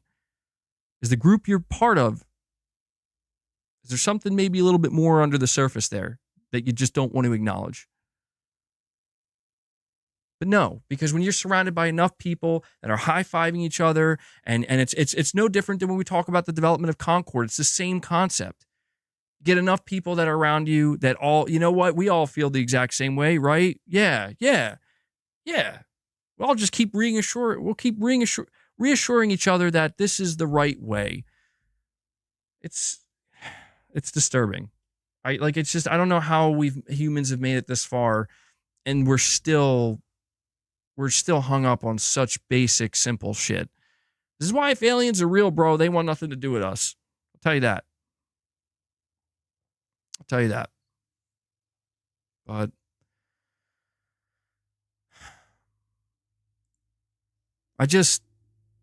I worry, man. Like, I worry about the type of stuff that people are spreading, like the type of influence that people are having, where it's like, look, man, I'm not trying to come off all hippy dippy here, but where is the love where it should be? I don't get it. Like, people really, they want to hate so desperately. And there are, I don't know, maybe there are things in this world that are maybe worth hating a little bit if they're that bad. But it's just like, I don't know, man. I know they're really bad, terrible people, but I would say most people are probably not that. That's all. I just say most people are probably not that. And And I think people are misguided. Like I know adults like that are, I mean, like adults as in older adults that are older than me, where it's like, I don't get you, man. Like, how long have you been on this planet? But sometimes I get that, like, I feel like you're like a 15-year-old. I just wish I wish all people would just be able to kind of learn some of these important lessons a little bit more easily, a little bit more quickly. But I don't know, man. I'm really just starting to ramble at this point. I've been rambling for the past like 30 minutes, and I meant to end the stream like a half hour ago, but I don't know. Just seeing that situation and reacting to that clip from Colin Moriarty just really got me thinking. And I guess at this point, the best thing I could say to people is think for yourself.